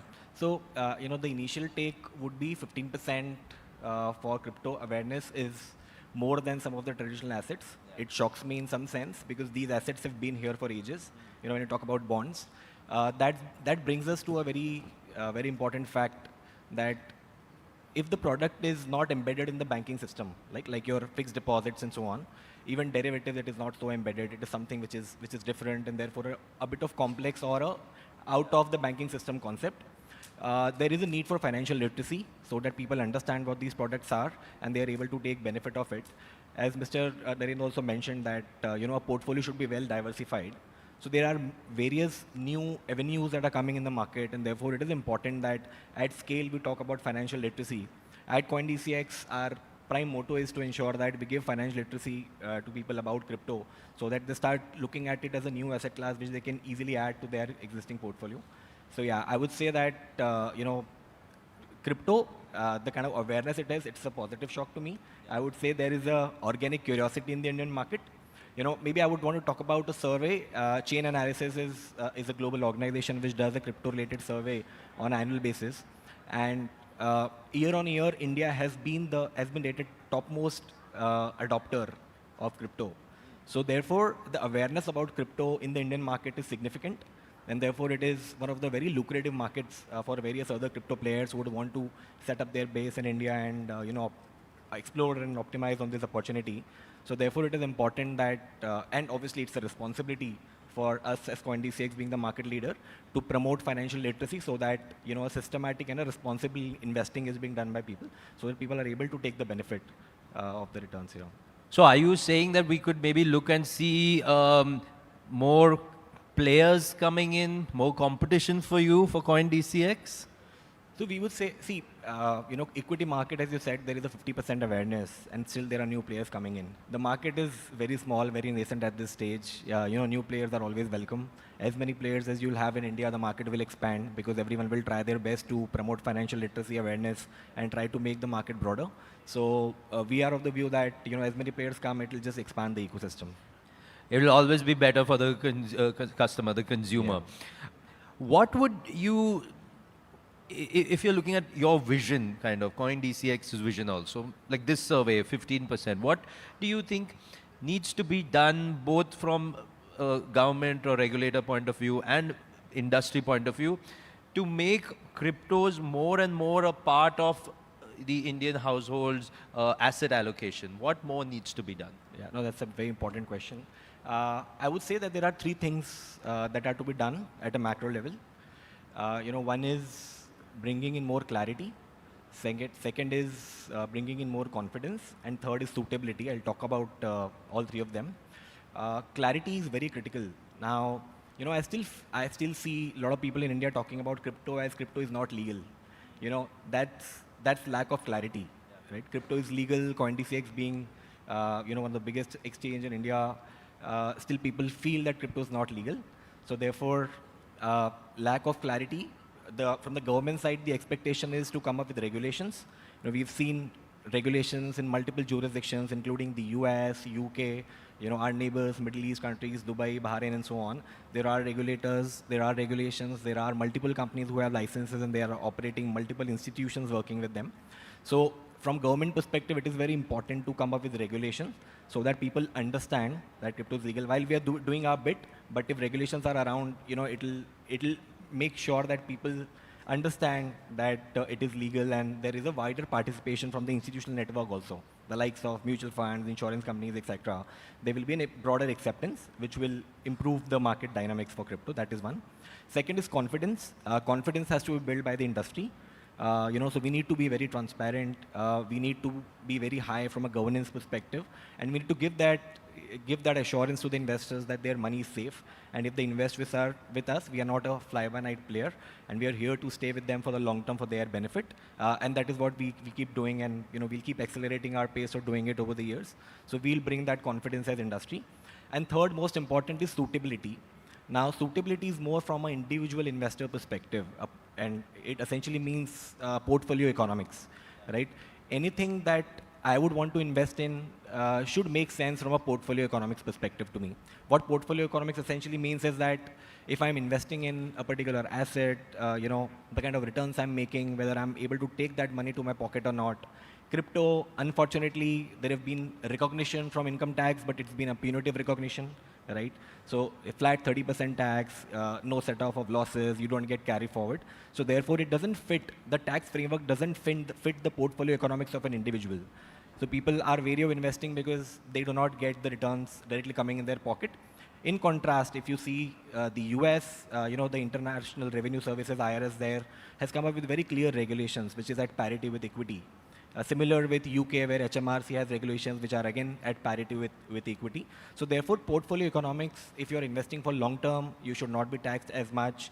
So therefore, there is an intrinsic, intrinsic ability and a push for anyone to keep investing in that asset for a long-term perspective. So that portfolio economics for now, because of the tax regulations, is not working. So that has to change. There is a punitive recognition, but it has to become a parity going forward. So that recognition is again very important. You spoke about government recognition, all this tax angle. There is this new change that's supposed to come in from 1st April 2027, where Indian crypto exchanges will need to start sharing and receiving cross-border cryptocurrency transaction data. Now, obviously, this will help bring about transparency, will take us to the global stage, put us on the same global standards. But on the other end, the budget has put in strict penalties for if any default happens in this. How are you getting ready for this change? Yeah. So, I'd like to mention here that CoinDCX is one of the most compliant exchange, because we always operate in a compliance-first manner as against a business-first manner. Financial Intelligence Unit, which is the AML watchdog of India, every crypto exchange has to be licensed by Financial Intelligence Unit, and there are significant compliances associated with it, which we are already complying with. This compliance is again in addition from an income tax perspective. There is already a reporting requirement which we do to income tax. This is in addition to it, based on the OECD framework, and therefore supports international exchange of information. We are pretty much geared up to do it even now, and it's a welcome move from us. So far as penalty is concerned, we are very happy that there are punitive provisions in the Income Tax Act, and these things basically help in two ways. One, it helps building confidence of people that if an exchange or an operator is doing something wrong, they are penalized. And second, it also makes sure that only the serious players stay in the market and thrive. So we are very happy with whatever new regulations have come. Pranav, I'll ask you a little bit of a tongue-in-cheek question, all right? So to invest in crypto, it's a new age investment option. We admit that, we understand that. So definitely maybe the millennials, the Gen Z, the I don't know what now, the next Gen Alpha are more comfortable with this. But if I have to talk to someone, like, if we have to talk to the parents, our parents' age, what is your pitch to them about investing in cryptocurrency? How do you explain cryptocurrency to them and get them to put some money in it? Yeah. So, you know, whenever any new thing comes which you are not aware of, you are generally wary of it. You know, the Harshad Mehta times of share market, people used to feel that that is a gamble. So, you know, it takes time for people to understand and adopt to new things that are coming in the market. But at the same time, it is essential to be a part of the portfolio so that you don't lose out on the opportunity. So there are two ways in which you can explain someone. One is that, you know, you make them aware about it. So, you know, they know exactly what this is and what is happening in the global markets and so on. There are a lot of people who are already investing in it. And second is that, you know, they look at some experts, and if there are some experts who are already investing in this, they get confidence. So we try either of this. You know, either you tell them that, you know, these people who are experts, they understand share market and therefore they are also investing in crypto, so get validation from that, or you make them aware of how to make the investment. Okay. When you talk about equities and share markets, there are broadly two kinds of players, two kind of retail players there. One are the long-term investors, जो basically पैसा डाल दिया, भूल गया, जब निकालना होगा देखेंगे 10, 15, 20 साल बाद. There are others who are day traders or who do FNOs to try and make money over the movements of the market. Do you see that in cryptos there can be these two similar kind of broad buckets of players, or is it better for people to just like, you know, put money and just like forget they have this until maybe like 20 years later? Yeah, it's again a very important question. So this market is extremely suitable for both the kind of investors. If you are a long-term investor, you know, you could look at something like an SIP or stick to some of the themes that I spoke about, right, which are fundamentally good, and invest and forget. Though that's the way of looking at a cash market perspective. But if you are more of a trader or you want to, you know, make that as your business, like possibly do a day trading, etc. The crypto market being global in nature, there are two benefits. One is it's a 24/7, 365 days market, right? So you are not subject to the shocks of the weekend and, you know, ultimately the things changing overnight. So that's the big benefit. And second is, because it's global, the liquidity is enormous 24/7. So therefore you get sufficient amount of liquidity to trade. These are the two things that, you know, a trader would typically need to trade. So therefore it's equally good market for anyone who's doing in equity. Both the kind of investors can pretty much do the same things and better things in crypto as a market. Okay, Pranav, before I let you go, last question. Are you able to give our audience, like for the earlier session, Aisha was trying to get Mr. Naren to pick one sectoral fund or things like that. Are you able to tell our audience where they can put some money to make a quick buck in crypto? See, I would like to qualify by saying that there's nothing like quick buck. You know, you might just get stuck when you start investing with that motive. But, you know, a general fundamental advice to everyone is that if you don't understand the market and you still want to start, Bitcoin and Ethereum are the best starting points. And SIP in Bitcoin and Ethereum as against timing the market, that is the best way to go forward from a long-term perspective. So pretty much what has stood the test of time in other investment options, which is where invest regularly in a disciplined manner in SIP, like, I mean, that's the equivalent of what RDs are. Correct. In small amounts, keep putting for the long term. That could also work in crypto. Thank you so much, Pranav, for your time and for this enlightening session. Thank you so much. Thank you so much. Well, Sumit, may I request you to present Pranav Pagaria with a token of our appreciation.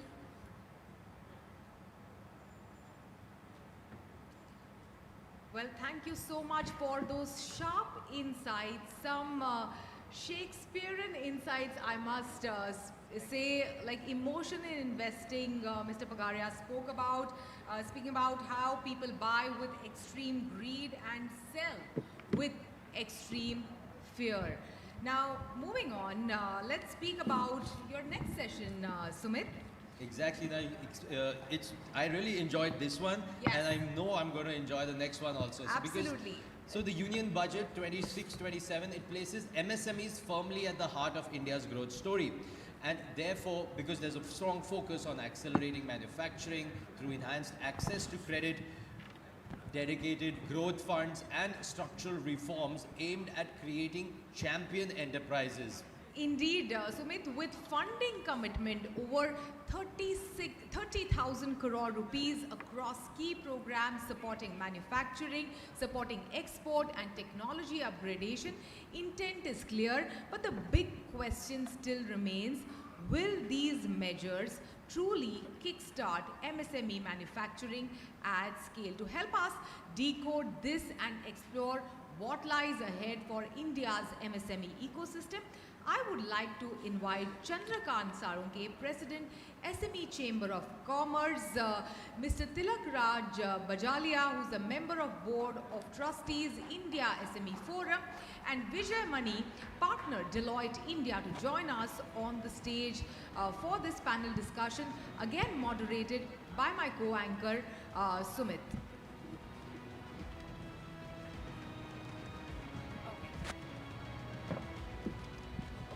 Mr. Tilak is not in today, but we have two distinguished gentlemen joining Sumit on the stage. Over to you, Sumit. Yeah, unfortunately, Mr. Tilak's gotten stuck in traffic, which is, I mean, we are all here from Mumbai. We know how that works here. Mr. Salonke, Mr. Mani, thank you so much for your time. Mr. Salonke, President of SME Chamber of India. I just want to start off with you because the budget has been very it's kept MSMEs in focus. Wanting to first just get your opening thoughts on the budget for MSMEs. What is your key takeaways? First of all, thank you, ET Now, for inviting to share my thoughts, particularly India Investment Summit. If you look at the, the growth of Indian economy and industrial growth, especially contributed by the SME sector.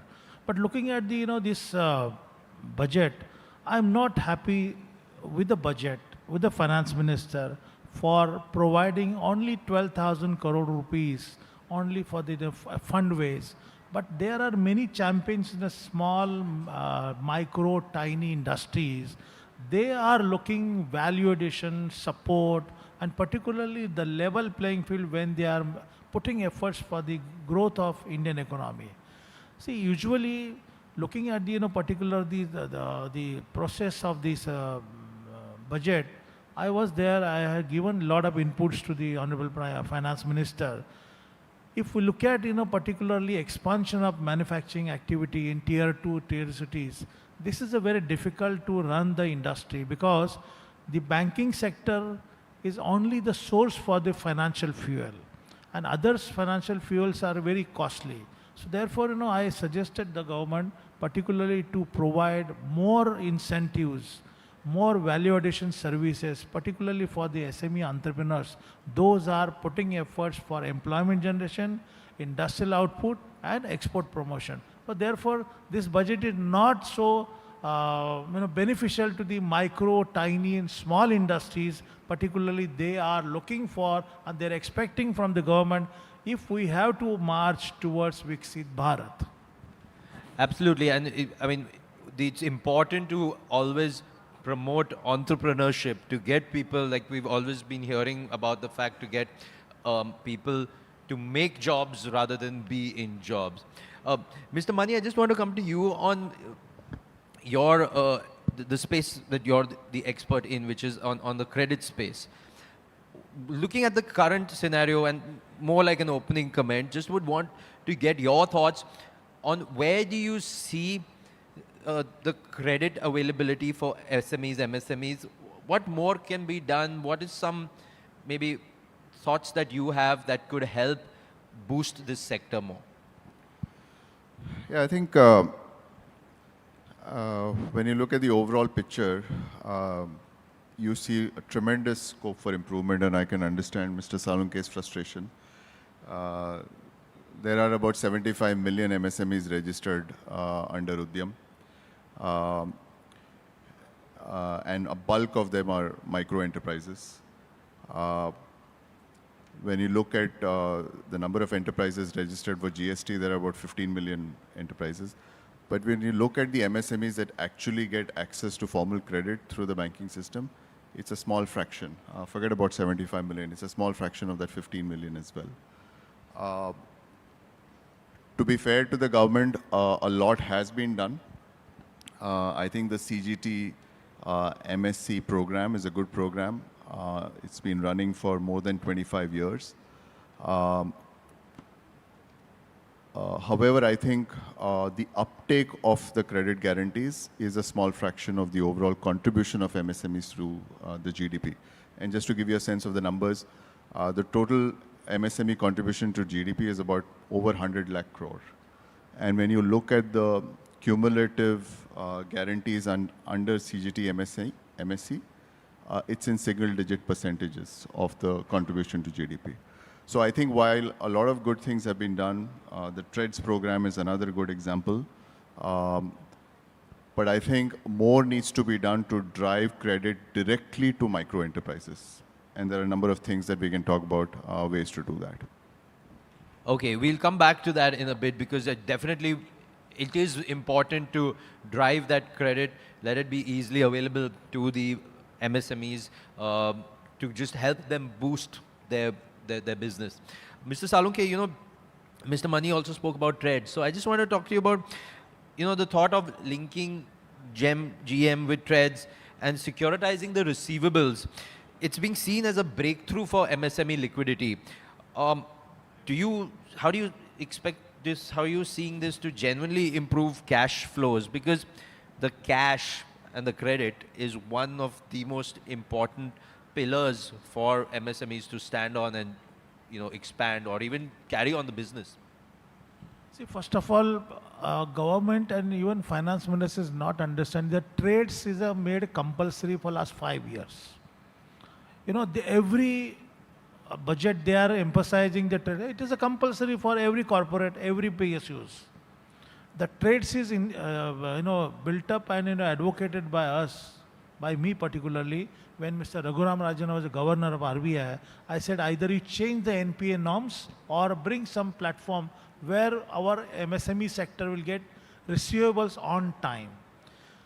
Particularly, if you look at the corporate level, most of the corporate or buyers particularly, what they do, they deal with the entrepreneurs or enterprises that if you will not put a condition that we have to list on a TREADS, we will not buy from you. So therefore, many entrepreneurs, they have to accept because we want to do business. Business nahi milega to company kaisi chalegi. So they want to have a business, so therefore they accept some terms, conditions there. But now, since the government, particularly finance minister, has announced from the TREADS, let us see next 3 months how many corporates, how many multinational companies, even medium-sized industries coming on TREADS, encouraging MSMEs not to avoid the listing on there, but to take advantage of this facility. I'm sure most of the MSME will not become NPA. The cash flow will be there, and definitely the GEM portal is beneficial, particularly for those who are looking to support or supply to large corporate, even the corporations and government agencies. So let's see how the TREADS is going to be work and how the government is insisting from railway to their all PSUs to take advantage of the TREADS. Okay, thank you for that. Mr. Mani, I want to talk to you about one angle of credit because there is a lot of NBFCs that have started offering credit to MSMEs, business loans as they say. Do you see, I mean, besides banks, obviously, banks, large organizations are there, but a lot of a lot of NBFCs on the smaller scales. Do you see that market kind of going in a good direction, or is there too much already? Is there too much saturation? Is there room for growth? How are you seeing what's happening on the ground? What's happening on the grassroots realities? Yeah, so I think while NBFCs have done a lot when it comes to credit products for MSMEs, there are a few inherent challenges. One is it's a very manual model. So it's very much dependent on a sales force going out there and a lot of information collected manually. A lot is dependent on the ability of that salesperson to collect the right information, relay it back to credit officers, and then credit officers exercising the judgment, which really slows down the process and also denies credit to a large number of people. So I don't think it's a very efficient model. There is a tremendous need to infuse technology and create public infrastructure where information can be collected, and not just reliant on the information collected on the field, but information that is publicly available. For instance, all these MSMEs consume utilities. If that information can be available, it can be a useful input into underwriting. For instance, if an MSME claims that the turnover is increasing, is the utility consumption also increasing at the same time, right? That will make the credit underwriting process more effective. Inventory data, if that inventory data is on chain, can that be available publicly? I think there's a tremendous need for initiatives to create infrastructure to collect data, and that will make the model much more effective. One other big issue is attrition of the sales force. I mean, a lot of NBFCs have high levels of attrition of these salespeople. And that also affects the dissemination of credit. So I think the NBFC model is very good. They have an important role to play. But I think a few things need to be done. One is data, which I talked about. Also, I think co-lending needs a bigger push. More standardization of APIs, more standardization of underwriting practices can make the collaboration between NBFCs and banks much more effective, and co-lending to really be a big driver. I mean, the credit guarantee scheme for co-lending has seen very poor uptake, right? That's another opportunity which can really improve existing models of credit dissemination. Okay, great. Mr. Salonki, I just want to take that ahead to you. You shared your thoughts on the budget, but there are some other parts of the budget also that, for example, they saw the FM unveil the Biopharma Shakti initiative, allocation of 10,000 crore over 5 years. There have been other sectors. They spoke about setting up those content creation labs, which they're hoping will provide employment, entrepreneurship opportunities, content creation. Do you see these new age sectors blossoming to help more and more MSMEs set up shop in new age sectors, whether it's these, whether it's renewable energy, semiconductors? Do you see more and more movement there by way of MSMEs setting up shop? See, they have announced this in budget, particularly how they are going to present the subsidy, grant, or value addition, the support for enhancement of the activity. But look at the, some MSME sector. Forget about micro and tiny, but small enterprises, they don't have a capacity to set up their own, the testing lab, or particularly in-house some innovation type system, or a value addition system for improvement of the product or design. But let's see how the government has, playing, because, we are working very closely with the DPIIT, and we are trying to support the entrepreneurs, particularly those are into manufacturing industry, for global competitiveness. And, insisting them and encouraging them to acquire advanced technology to enhance their productivity, quality improvement, global competitiveness, so that they can, survive in competitive market. Now, another point I have suggested the FM that last budget they have announced 10 industrial park. But that 10 industrial park, what is the progress? That not yet confirmed. Even I have suggested the Honorable Finance Minister to allow and encourage the state governments to set up private industrial park, ready-made industrial units in each district. At least 500 units will be set up by the government, particularly in a private sector, with the private sector, or a JV, or a SPV, so that local entrepreneurs can set up their manufacturing unit. They don't want to go from the rural area to the town. But somehow government is focusing on, but we are looking for more value addition, more support from the government, because we want to become the economically number one country in the world. We are looking at the making India as a manufacturing hub of the world. But for that purpose, government should come ahead with the more incentives, value addition services, grants, subsidies, and more on a development in policies. Because you look at the policies, implementation is very slow. Framework is not changing. But we are doing advocacy, we are pursuing with the government, and one day definitely will succeed. Look at the, the opportunity for the MSMEs, those are into manufacturing industry, those are in service sector, to list on SME stock exchange.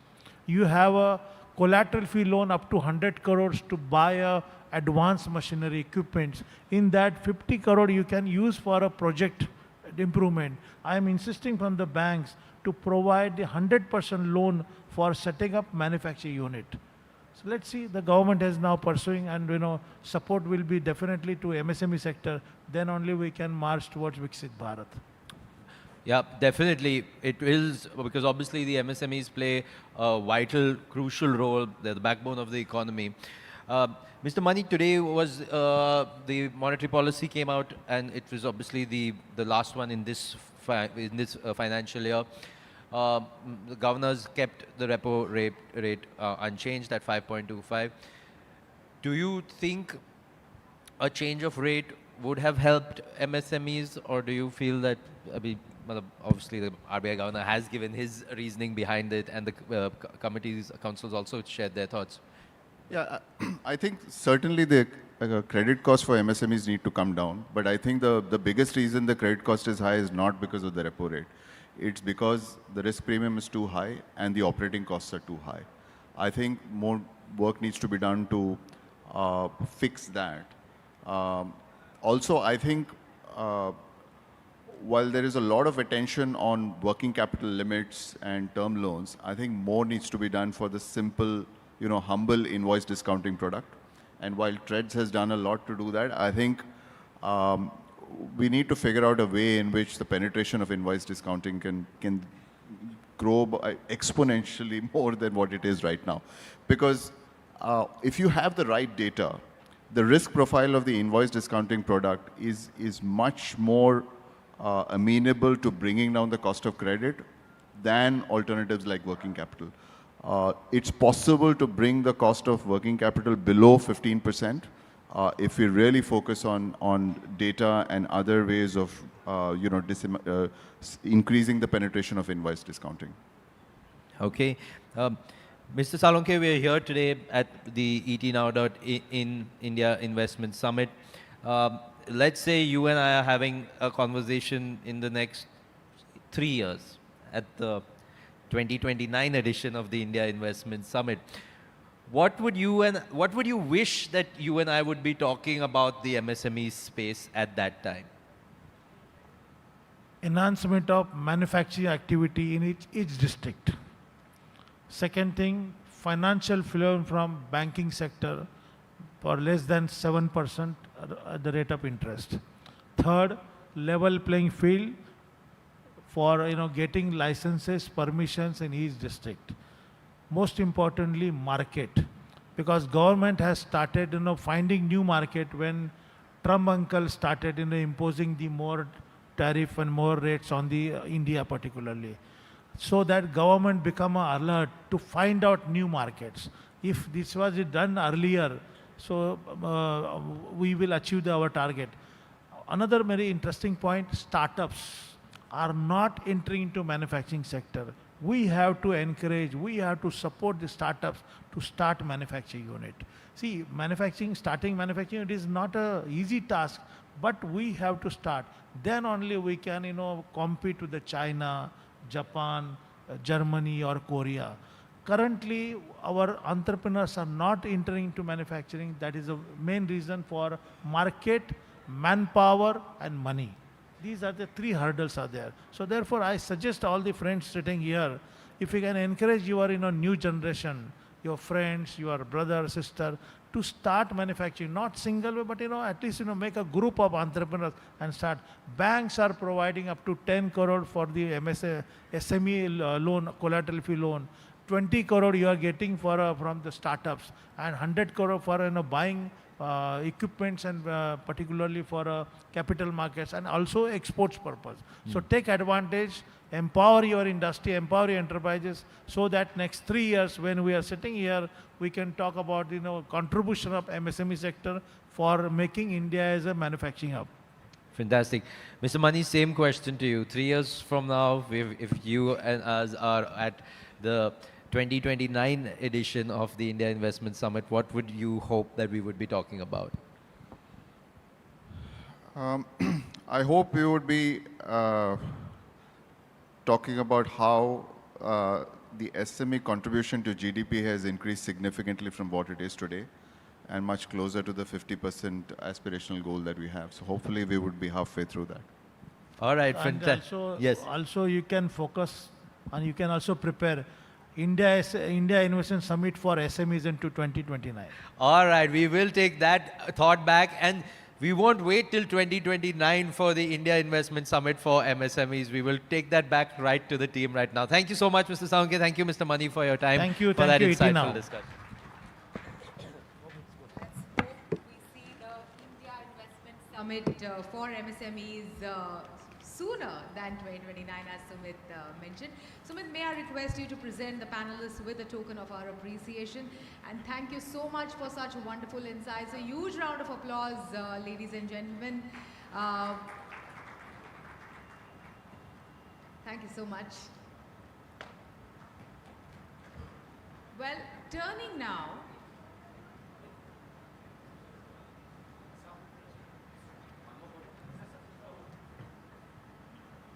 a photo opportunity.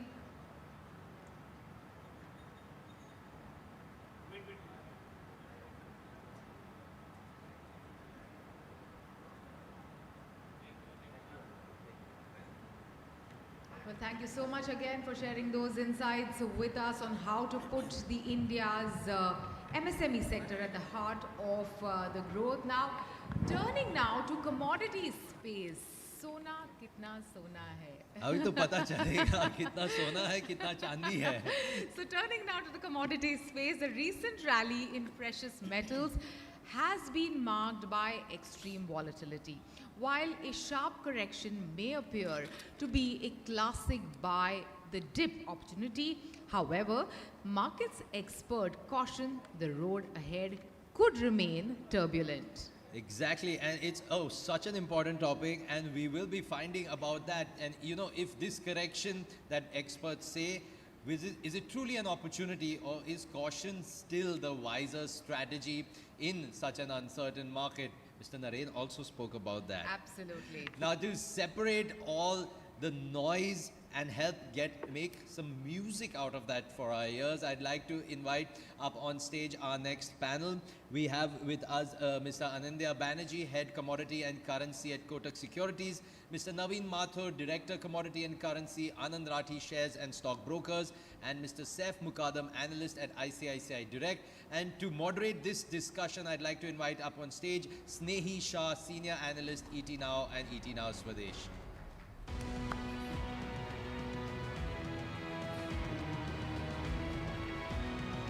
Over to you, Snehi.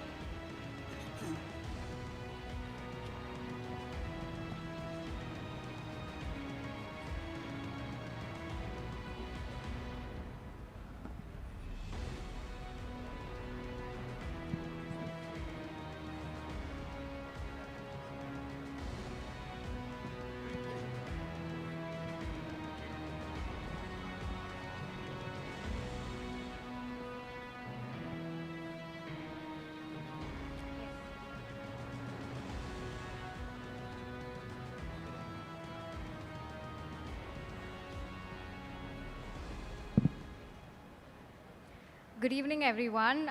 We've convened here to talk about the budget, but the big hot topic right now in the market is the rally that we've seen in precious metals. Gold, yes, has always known to be a safe haven asset, a safer asset, something that all portfolios should have, but the kind of run that we've seen in silver this year and the unimaginable rally, of course, was met with a 30% fall on an overnight basis just very recently. Amid this entire setup, let's now try and understand and decode whether this dip is going to be a dip worth buying. Should you be waiting more? Is this a market where timing the market is going to be better than time in the market. So lots to talk about. Let's start by talking about what the generic outlook is on silver, and give us a sense of how first should one be reading into the kind of volatility that we've seen in the precious metal space, and particularly in silver. It's something that we've rarely seen in the past, and the 2 times in history that this has happened, it has not sustained. Do you think this rally, despite the current speed breaker that we're seeing, could continue going ahead? Sure. I think so.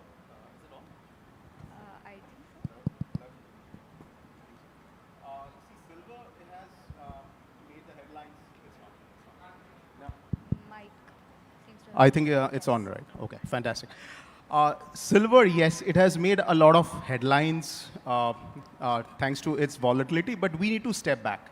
This is a good time to step back because the FOMO crowd is out. Since last 2 years, when we have been advocating gold and silver, our theme was very simple: de-dollarization, and linked to that, deglobalization. This is the only reason why somebody should invest in a bullion, gold, and its sister, silver. Now, silver is a combination of monetary metal as well as an industrial metal. Currently, 60% of its demand comes from the industrial side, and it's just not an industrial metal like any other industrial metal like steel or anything. It is critical from your smartphones to your solar panels to your BrahMos to everything. So that's the reason why globally all governments are now regarding silver as a critical mineral. And we just had a big alliance in US, in Washington, a couple of days back. So it is structurally in a bull run. But what happened was actually very interesting. Till, I would say, August of last year, on a year-on-year basis, silver had clocked a return of around 50-odd%. From August onwards, it went vertical.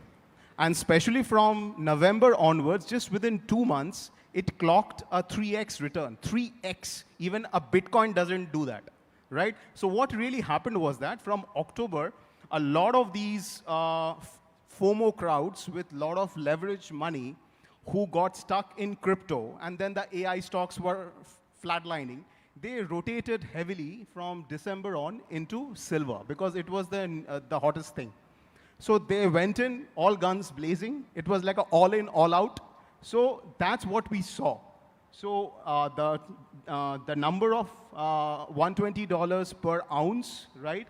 So if we ignore that noise, silver has been steadily going up. So the structural story is intact, and this is the time for the investor to get in, accumulate through ETFs or through the physical means, and sit tight and sit quietly for the next 2 years.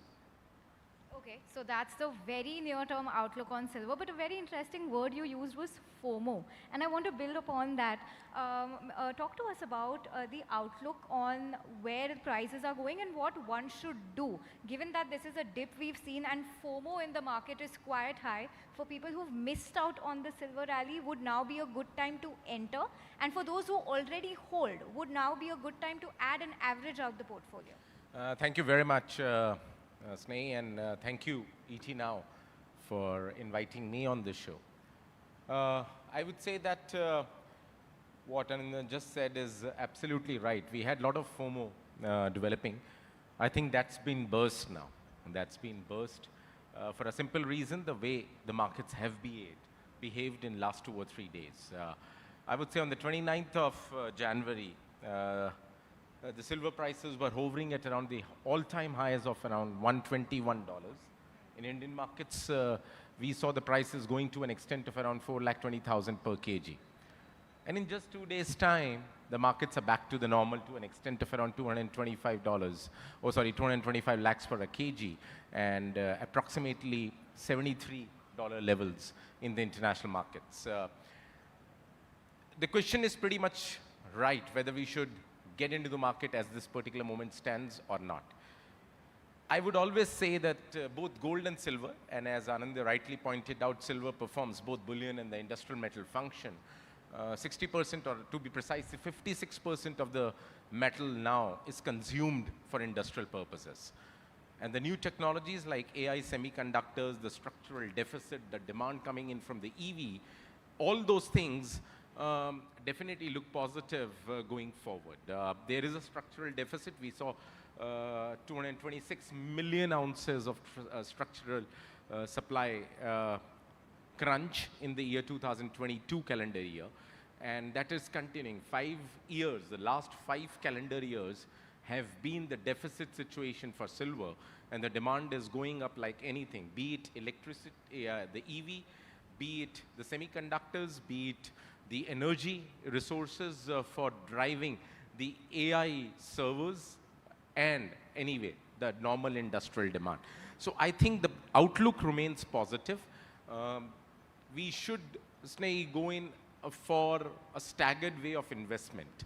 And I would say both gold and silver, not just the silver, both gold and silver, now since you have ETFs in silver too, should form a part of a corpus or a portfolio of any individual who wants to part this particular money in the financial markets. So I would say that a staggered way of investing would be the best thing to do through ETFs for a retail investor. As of this particular moment, there are a couple of ETFs, Nippon EP ETF, and the AUMs of the ETF have grown from around 10,000 crores to approximately 70,000 crores on silver ETF over the last few months. So I would say that the staggered way of building up the portfolio with silver, and around 4 to 5% of the total, I would say, the corpus should be invested at all times in silver, and around 10 to 12% of the corpus in gold at all the times. Okay, Mr. Mathur, thanks for that take. And you've listed out a lot of use cases for silver. So like we understand, silver is such a diverse metal and is used in a lot of places. My question to you, sir, now is, let's talk about the supply of silver, because the demand-supply mismatch could create the kind of price hike that we've seen. Now, all the way back in 1980 and also in 2011, when we saw such sharp rallies coming in, we had cuts that followed soon after. But this is a rally that looks like it's here to stay. Given that there are so many use cases for silver now with EVs, with electrification, with semiconductors now being a theme that was not something back in 2011, do you believe fundamentally we should not be giving a lot of, or not be paying a lot of attention to this sharp fall that we've seen and keep in mind the broader picture? Would that be the correct way to now start approaching silver investments for people who've missed out? First of all, thank you for inviting me on ET Now. See, we are surrounded by silver. Whether you say EVs, or you say computers, or you say mobile phones, or switches, the demand for silver will continue to rise in the coming future. We saw a sharp up move. That was like, as he already said, like there was a FOMO. Like, a lot of people started investing, oh, we are going to miss this rally. So we saw a sudden rise in the prices. There was a good rise before because of the industrial demand. We were seeing a deficit in the market. Later on, it started correcting. That's because the margins have increased across the major exchanges, and it started correcting. Your question is this a right time to invest? I think so. It is better to be cautious right now. Wait for some time. Let this chaos settle down. See, the silver is termed as a gold with steroid, which actually we saw which has happened. So I think so, wait for some time, let it correct a bit, let it stabilize, the volatility to stabilize. Then one can invest in a smaller manner, put money like in a bit-to-bit basis, not in the lump sum amount, and keep on investing for a long-term perspective, because it has a brighter future, you can say, because the silver has got a good, it's not easy to replace silver, frankly. Okay, so that's the take. Mr. Banerjee, want your view on gold. Let's pivot the conversation away from silver for a bit, talk about gold. Now, very interestingly, some of the richest Indians right now are the Indian housewives. Given the amount of gold that they've got stashed away in their cupboards or in their lockers, most of it is not in an ETF investment form or gold bonds, or there are so many other ways that one could be looking at a gold investment. Given that there has been a moderation here to a significant pullback in prices, what according to you would be a good way to start dipping your toes once again into the gold market, and if at all now is a good time to do that? Right. See, whenever the gold prices have fallen by 20% or plus, that is the time for the investors to get in. And see, here the issue happens is that we have to moderate our expectations. This whole FOMO rally, all that has done has creating an anchoring bias. That is 5,600 for gold. Actually, gold has not corrected much. For silver, $121. Just imagine you went on a holiday for 3 months and you are back. Just invest like that. Nothing has changed. So gold, as I said, I started by saying de-dollarization and de-globalization. I'll just mention a bit because without explaining de-dollarization, there is no thesis for doing long-term investment for gold. See, de-dollarization is a process which began in 2008. Now it is achieving escape velocity, whereby in a few years' time, dollar will become a normal currency. Yeah, it might come as a shock to all of you, but if you connect all the dots, all the things that are happening, the fracturing of the world order, as Mark Carney said in Davos, we are not transforming, it is fracturing. Right? So basically, the same thing happened with pound 90, 100 years back. Every 80 to 100 years, the business model of the world has to be changed. Like, take any industry. Whenever you face a challenge with the existing business model, you don't just shut operation. You always move to a new model. It takes time, but it happens. So it's 18 years running in I think the way the central banks have accumulated the gold, they have in there as a store of value, as far as the dollar is concerned, they have more or less de-dollarized it because now the gold share of their FX reserve is now is more than the US treasuries. Now what is left is the unit of, actually the medium of transaction. And the rails are getting placed, be it connecting the electronic payment networks, be it RBI talking about connecting the CBDCs, and doing these bilateral deals.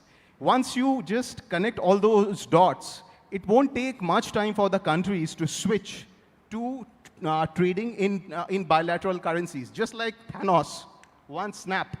And the entire global trade can shift in a very short time. So gold sits right at that point. And gold has, in fact, beaten the financial assets over a very long period of time. 20 years, 30 years, if we compare any index in the world, even S&P, gold has outperformed. It just shows the amount of currency debasement which has happened, which has basically inflated all assets, created an illusion of wealth. Right? So gold should be a part of one's portfolio, and Indian women are the smartest in the world, which even Mr. Uday Kotak said some time back. So yes, this is an opportunity to buy gold, but not with leverage. Actually, one should control greed and buy in ETF or in metal form. Okay, so that's the outlook on how you can start adding to your gold portfolio or a fresh investment if this is something that you don't already have. Mr. Mathur talked to us about the governor's speech just this morning. Precious metals is something that he mentioned multiple times in his speech today, something that we've never in the recent past at least seen in any of the governor's speeches. And he also went to the extent of saying that in the inflation target has been hiked, given the kind of run-up that these precious metals have seen by 60 to 70 bips, the inflation could go higher is something he said. At a time like this, would it still be safe enough to call these assets safe haven assets, given that our outlook is being hiked on the back of this? I would differentiate between gold and silver in that regard. The silver is a very dynamic commodity. It works both as an industrial metal, as I said earlier, and it as a bullion too. So I will not keep silver as a safe haven kind of commodity, but gold definitely is a safe haven without doubt. to the recent memories of 2008, 2009. I'm not talking about 1979, when the inflation in the US touched double digits of around 23% or so. So whatever we have seen over the last couple of days is those 40 years, the one-day falls on the 1st and the 2nd of February, just few days back. I would say gold is still a better one to be parting with as a portfolio, as a real safe haven asset. Now, even if the silver is down today, the gold is coming to the senses to a level where now it is trying to pull back on the rally. We saw the prices touched all-time high of around $5,600 per troy ounce in the US markets, and Indian markets we did touch. On the futures, the April futures touched around 1,91,000 per 10 grams, and the neo month February at that time touched a high of around 180,000 per 10 grams. So I would say that the gold is definitely an asset as a safe haven asset. We have seen it in 2008, 2009. We saw it coming in Eurozone crisis in 2010, and then again the COVID time. So 25, the calendar year, we had 83 highs between 24 and 25. So 2 years, 83 high, once in a week, every time the gold has touched an all-time high. So I would say that the senses are prevailing now. The dollar weakness, which was giving a bounce on the gold prices, is somehow now not catching up. The dollar is appreciating. So it did touch a low of around 95.55 few days back, and currently we are seeing dollar in the range of around 97, the dollar index.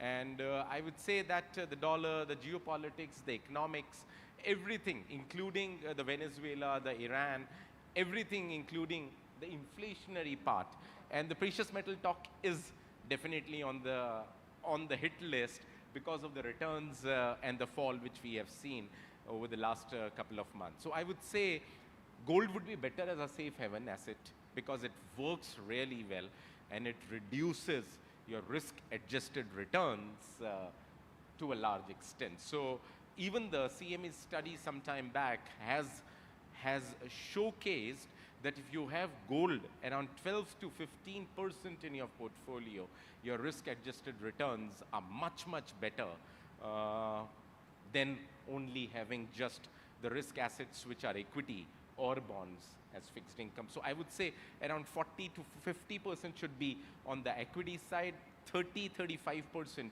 should be on the fixed income bond side, and 10 to 15% in times of these sorts, which helps to minimize your losses on the risk assets. So gold would be the best thing to have as a safe haven. Okay, very interesting take and very interesting number of highs that gold reached also. Yes, we saw it a lot of times, but thank you for putting a number to that. So weigh in with your view over here.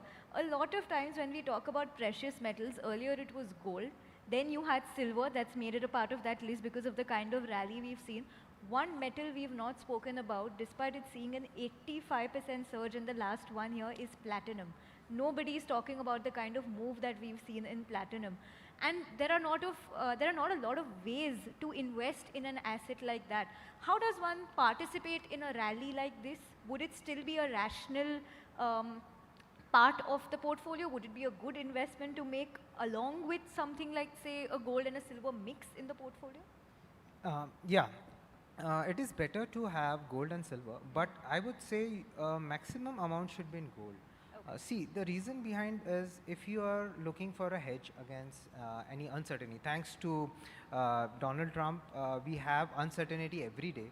We wake up in the morning, oh, there's an attack or something's happening, like, you know. So there is a lot of geopolitical tension happening in the world right now, whether it is Iran, Venezuela, you take Middle East is in crisis. Trade wars are going on still. So the gold is a friend for, like, you know, it's going to protect us from uncertainty. So during such kind of time, gold is a better option. Second thing, as Anand has already spoken, like, you know, the central banks are continuously buying the gold, and they have continuously buying almost 1,000 tons of gold since 2022. But maybe this year they have, the pace of the buying has reduced by around 867 if I'm not wrong. but still they are much above the average compared to 2001 to 2010. And seems like they're going to continue because everybody is scared. Like maybe the Donald Trump may like put sanctions. So what are they going to do with the dollars, like, you know? And even if we see it, the gold has become the second largest reserve right now. So overall, fundamentally, structurally, the gold looks very positive in the long-term perspective, and one should have gold in their portfolio. Like as Naveen sir has already said, like 10 to 15% is a good an option to have gold. So yeah, both gold and silver is a good option, but silver may have, like, you know, a risk of uncertainty because it is industrial metal. So if the economy is not doing well and the demand for electronics or the EVs or the PVs goes down, so there's some impact which would we see on the silver, not on the gold. So yes, you can have both, but more towards gold. Okay. Mr. Banerjee, want to talk to you about what lies ahead. Two factors that drove the rally we saw in precious metals was, one, the tariff uncertainty. Now there is certainty about our trade deal with the US. Also with that, a lot of other countries have already inked their trade deals with the US. Second was the uncertainty of who is going to be the next Fed chair. We now have clarity on that too. And third, in fact, was the central bank buying action that you've said. We've seen a lot of central banks globally, especially China, lapping up as much of the precious metals as they could.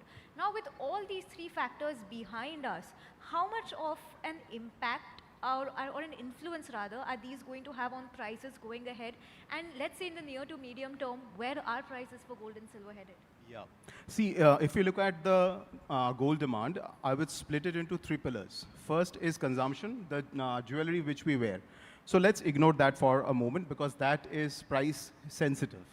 What has been driving the gold price are two factors, the diversification pillar and the speculative pillar. We have seen the impact of the speculative pillar, we talked about it. Now, there are two kinds of players in the diversification pillar. Central banks, they are trying to diversify or swap their dollars into gold. See, gold is just the currency. Just imagine a monetary hierarchy. Gold is the founder, and the dollar is the CEO, right? So when you have to change the CEO, you have to go to the founder. It's kind of that to understand it. So they have been swapping it, is what you are saying, 800 tons, 1,000 tons. But the Chinese central bank has been acquiring gold through unofficial channels, right? So in fact, I think a couple of Western brokers had come out with a report on that, and that's substantial. Now, what is going to be the driver going forward are two. One are the private institutions. If you look at the allocation to gold from the Western financial institutions, the citizens, it's pretty low. They are loaded in financial assets and in cryptos. And that money will move because the Asian individuals, Asian central banks, Asian institutions are heavily invested in gold, and we are seeing the positive impact of that. But with time, we will see a lot of money of Western citizens rotate to gold as they realize that the path forward for America is only currency debasement, because they face an economy which is clearly a K-shaped economy where top 10% is doing fine, the rest 90% is actually sinking. So, and Trump faces an election risk in November, and he has made it amply clear he's going to print money, both from the fiscal as well as from the monetary means. So the path is clear that these will continue to drive gold prices, but from time to time we will get the speculative push, and then we will see a sudden jump in the gold prices. But the overall trend is up. We won't be surprised to see gold at $6,000 in 2026 or even above that. Okay, so we have less than a minute left. Very quick rapid fire style. The whole crux of this conversation was buy the dip or wait. If you had to give a one-word answer, Mr. Mathur, what would it be? Yeah, Sneh, I would say that buy on dips and a staggered way. But just to add a little number, I know we have 30 seconds only on this. The global ETF buying would be very strong this year too. So in 2025, the global ETF buying was approximately at around $559 billion. I'm talking about the AUM. Sure. So that's what 2025 we ended with. And 2021, and I'm talking about 2021 number, that was $110 billion. And 2025, when we started off with the year, it was $306 billion. So the ETF buying, as Saif said, the central bank buying would be very, very strong for gold particularly, and therefore between the two, gold and silver, as I said earlier, gold would be a very, very good bet to be part of the portfolio. Thank you very much. Mr. Mukaddam, one word answer, buy on dips or wait? Definitely buy on dips. Buy right now or wait? I think so. You should wait for chaos to settle right now. There's too much of noise. Okay. So let it settle, then you can continue buy on dips and continue buying in short, in staggered way, not in the lump sum amount. Okay, Mr. Banerjee, buy now or wait? Buy now and buy more if it dips. Okay, with that, we'll wrap up this panel on what to do when it comes to precious commodities and precious metals. Hope everyone sitting here has got their answer. Gentlemen, thank you so much for your time, and thanks so much for joining us. Thank you. Thank you so much, gentlemen, for those wonderful insights, and thank you, Snehi, for the panel discussion. Snehi, may we request you to present the speakers with a token of our appreciation. Let's keep the applause going, ladies and gentlemen. They've given some great insights. So if we're discussing to buy or sell or buy or hold or what do we do? Yes, and precious metals have, kept us wondering for the past couple of months, in fact, Sumit, isn't it? Absolutely, the past. And in fact, more than the month, last year, and everybody's been talking about it. I know my mom's friends are like kind of upset because they're like, now we have to remove the gold from our cupboards and check kitna jewelry, kitna sona hamare paas hai, aur sab husbands ko pata chal jayega. I know. Bilkul. But, like in Marathi we say locker chi shobha. Like, the gold jewelry lies in the locker, it seems, and now more so, considering the kind of money that we are paying for gold. Absolutely. So before we move on, on our next chat, a quick thank you to all of our partners today. Presenting partner, SBI, co-powered by Adani Ambuja Cement, HDFC Life, associate partner Latin, Manhar Lal, crypto partner, Coin DCX, housing finance partner, LIC HFL, timekeeping partner, Just in Time, healthcare partner, Zota Healthcare Limited. And ladies and gentlemen, if you've been taking notes on all that our experts have been saying and the advice that they've been giving, you can share that on social media. Use the hashtags India Investment Summit, and you can also use the hashtag IIS2026. Now, Shibani, let's move on to a very interesting session as well. Now, the Indian tax and regulatory system is a multi-tiered, complex structure that is currently undergoing significant modernization so that it can improve the ease of doing business and enhance compliance. Very important, very much needed by corporate India. Now, at the same time, tax considerations in mergers and acquisitions play a crucial role in shaping deal structures, mitigating the risks, and ensuring regulatory alignment. So how do we do this evolving tax and regulatory dynamics? How do we understand that? How does it influence investment decisions in India's growth story? To help us understand this, I'd like to invite up on stage Mr. Anil Talreja, his partner at Deloitte India, to share his perspective.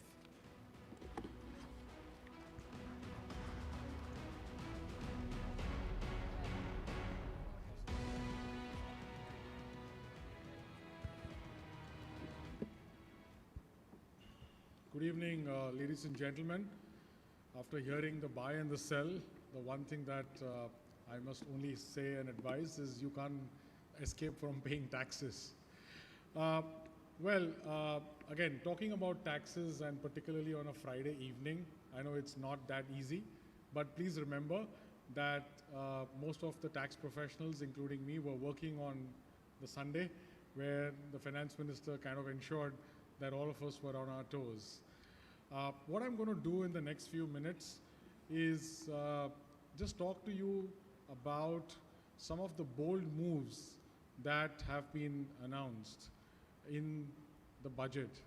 And the reason I use the word bold moves is because just before the budget was, to be presented, we normally have a usual round robin in terms of expectations from the budget. And many people had, given the geo-economic tension and the political situation, had kind of put their fingers crossed to kind of worry whether is there going to be new amount of taxes that are going to be levied, or is there going to be a boost that will be given to the economy? Now, I'm not going to get into the technicalities of tax, but what I'm going to do is just talk to you about some of the important proposals.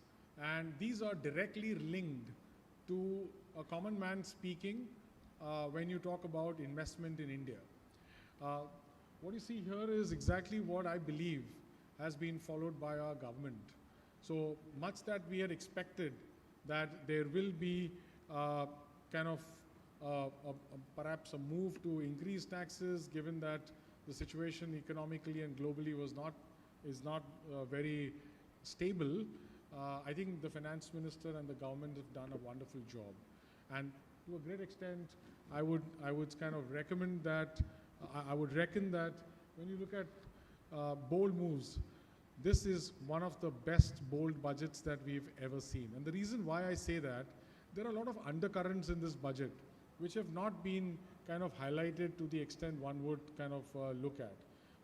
The budget speech about an hour, the budget document a few hundred pages, but there are certain nuances which come our way. Remember, in the last 2 weeks, the budget has just been one of those intermediary important policy announcements. We all recognize and witness the signing of 2 important trade agreements.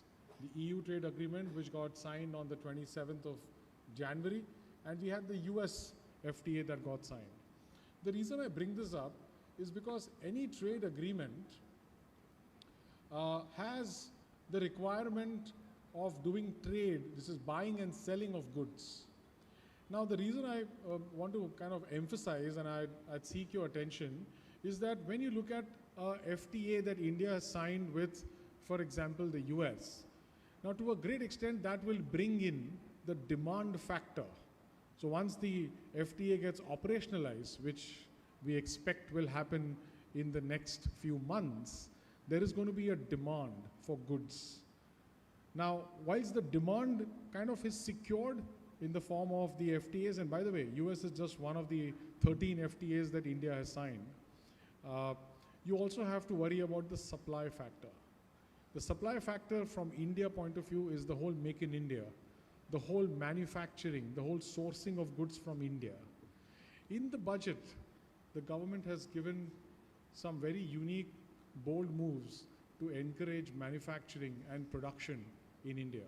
And that's the reason why the budget has very nicely been positioned between the 2 FTAs, where you have your supplies kind of side covered, and you have the budget which has laid out the platform, or I must say the springboard of the Indian manufacturer, the production houses, to go back and see, okay, this is where I could really increase production and I could bring in more efficiency. So the writing is on the wall as you read this. You have the supply side secured. You also have the manufacturing side secured. Now, how have you secured the manufacturing side? We were doing a survey.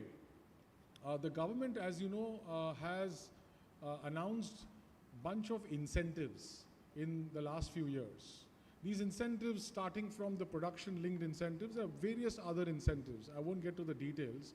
But our survey indicated that corporate India actually have not spent too much time in understanding these incentives and making use of these incentives. I don't know if you know if these incentives that the government has announced in the last 2 years, whether it's state incentives or federal, if the corporate India takes a proper use of it, many companies can actually get 25% of their capital cost waived off just because of using the incentives.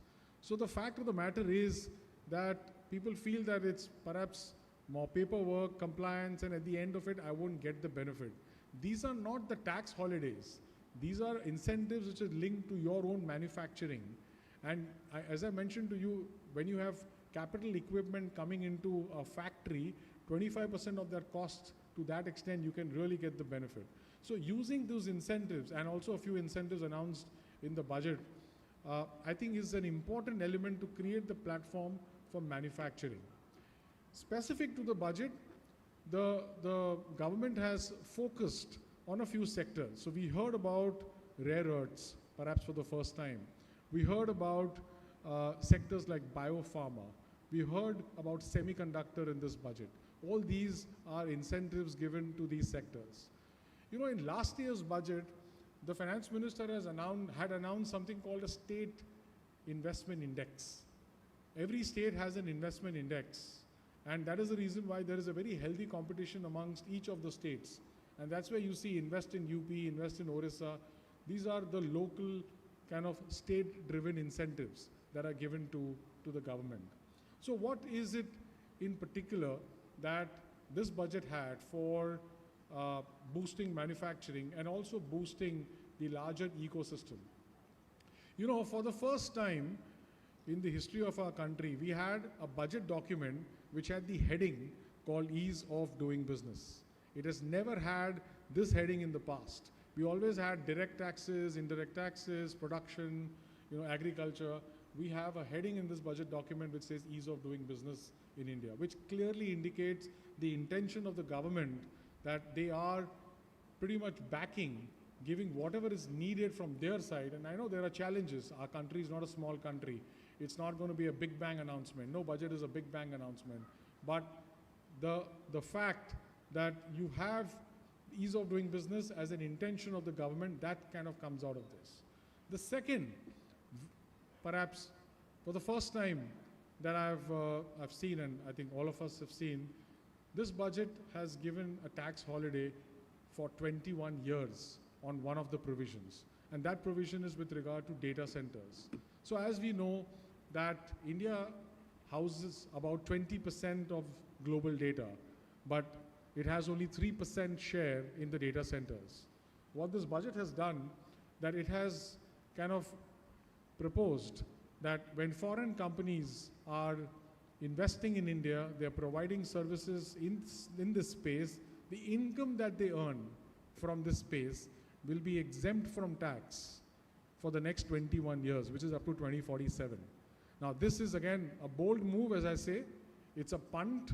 It's a very, very calculated punt that the government has taken, but it will certainly give a lot more opportunities to the Indian entrepreneur as well, and the whole ecosystem around it. What do you expect out of this announcement? I expect outside of Mumbai, outside of many of the larger cities, when you have the tier 2, tier 3 cities, there'll be zones that will get created. There'll be aero cities of sorts or SEZs of sorts. These will be owned by one large real estate player, and they will be giving units which will be hosting the data centers. This is what we expect as a result of this. And look, there's a 21-year holiday, so it's not going to be taken away in a year. So there is clear long-term thinking by the government, which I think deserves to be applauded. The second important point that I wanted to mention, which is also an important proposal, is more particularly in the equipment, in the consumer equipment manufacturing sector. And this again directly goes into the semiconductor space. What you see on the slide here is just a synopsis of the benefit, the contract toll manufacturing benefit that is being given again to foreign investors who are wanting to make investments. Now, one important point I'd like to make here, and that is, you'd wonder that these are kind of tax benefits given to foreign investors only. Well, this is one way by the government to ensure that there is sustainable investment in our country, and that's the whole purpose of this event as well. So by that, you have a win-win situation. How do you land up having a win-win? You have a foreign investor who's interested in investing in India, and now that he has the tax holiday, all the more reason he is interested. You have the Indian entrepreneur, which is the Indian entity, which also then prospers to an extent, and the whole ecosystem, which is inflation, employment generation, per capita income, all that kind of moves in the right direction. This is going to be an after effect, but it's not going to be seen in the next few months. Reflecting now back, the FTAs, the demand secured, and here you have the supply secured with the help of these incentives. That is where I was trying to say that there has been a very equitable balance that the finance minister has kind of put forward. Now it's on corporate India to take advantage of this. So we have, what do we expect to see in the next few months? On one hand, you will see a lot more conversations about the FTAs being operationalized. So for example, the EU FTA, they'll go to the EU Parliament and they'll get signed over there, approved. The US will have its own kind of route. It'll take about 8 to 10 months for these to be operationalized. By that time, these incentives will somewhere get digested in the Indian entrepreneur system, in the manufacturing companies that we have here in India, and they'll start putting, their plans as well as putting their initial capital investment. So in the next 1 year or after a year, when you have both these demand and supply secured, you can imagine the amount of efficiency and the productivity that will increase in the country. So this is on hardcore real sector and with the help of ancillaries like the data centers as well as electronics manufacturing. This is a nuance. It's not coming out directly from the budget, but after doing the analysis of the budget, this is what we could derive. Now, in the next couple of slides, I'm just going to kind of give you some blips. I know a lot of material is already there in the last 1 week. You would have read, you would have understood, learned, listened.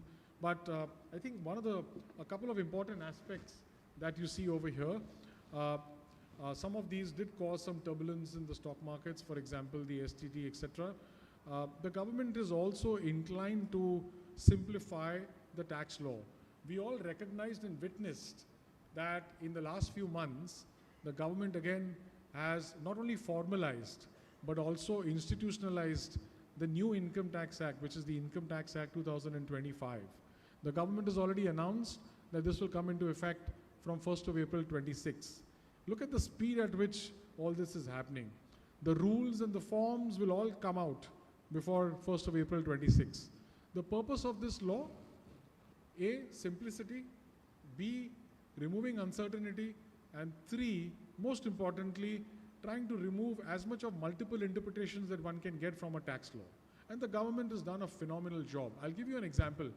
This new act, the Income Tax Act, has 53 tables as part of the act, whereas the current Income Tax Act, which is a 1961 act, has about 20 tables. If you have information or law in a tabular format, you can imagine how clear it can be for someone to understand. Doesn't mean that we will not have litigation, but it is recognized. I think there is an intention to reduce the litigation in the tax world to a great extent. So some of these provisions, and as you see, simplification of the tax law, you also see decriminalization.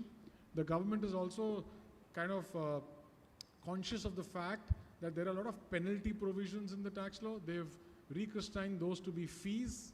So the idea is that they are really wanting to give whatever they can do, given the limitations that they have, to the Indian taxpayer to ensure that there is going to be more certainty and simplicity in the tax law. From the indirect tax side, yes, there has been some reduction in the customs duty rates. There has been some simplification. There is a single window announced. So there is a huge amount of smooth process streamlining in the times to come. There has been one important aspect that the government has touched upon, which is the working capital release. Now, a lot of money, taxes get stuck as part of working capital. So one of the things the government has done is to bring out measures whereby there'll be more working capital available to companies at large. Finally, I just want to mention on the personal tax side, there's nothing changing, but the one important aspect is reduction of the TCS on LRS, which is basically when you remit money outside of India for tourism, etc., or for education, there is a reduction of the rate. I mean, the idea is that, as you realize, the government's intentions are clear. There is no single additional tax levied in this budget. There are certain provisions on buyback, etc., which are important from a deal point of view. But overall, I think the budget is quite well accepted. Yes, perhaps more was expected from the government and the finance minister. But if you look at the challenges around us, I think it's a beautiful start, and I think we should acknowledge, appreciate it, as well as try and see how best we can, as a country, take full advantage of it. So that's what I thought I'll cover as part of the budget, given the theme of the conference. And thank you very much for your patience, and have a lovely evening. Mr. Talreja, may we request you to just be on the stage. So thank you, Mr. Talreja, for the distinct perspective. Now, Sumit, may I request you to present Mr. Talreja with a token of appreciation? Well, a huge round of applause, ladies and gentlemen, for Mr. Talreja.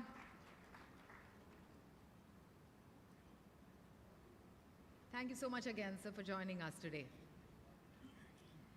Now, moving on, FDI inflows in India are expected to see a robust growth in 2026, supported by strong macroeconomic fundamentals, big-ticket investment announcements, and sustained effort to improve the ease of doing business and a new generation of investment-linked trade pacts. Exactly, and to ensure India remains an attractive and investor-friendly destination, the government has been reviewing its FDI policy and engaging in extensive consultations with key stakeholders. Now, to help us navigate and to understand India's trade narrative, our next session is really important, and it's going to be really interesting also, Shibani. I'd like to invite up the moderator first. We'd like to have Aisha Faridi back on stage, and she'll be in conversation with Mr.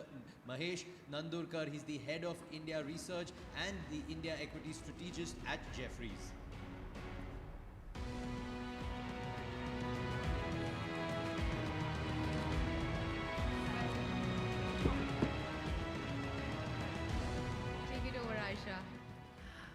Thanks, Shibani and Sumit. Well, we've heard so much talk about where to invest, how to invest, and I thought who better than Mahesh Nandurkar to tell us. And the debate is really not about what in equities, it's now about which asset class, gold and silver. And that's really confusing just about every investor right now. There's so much FOMO feeling as well, Mahesh, out there about, whether or not you can still make money, and that kind of money that all through you made in 2025 in gold and silver. I know I'm deviating from what we were supposed to discuss, but I have to get your thoughts on this. First of all, thank you, Aisha, for inviting me for this program.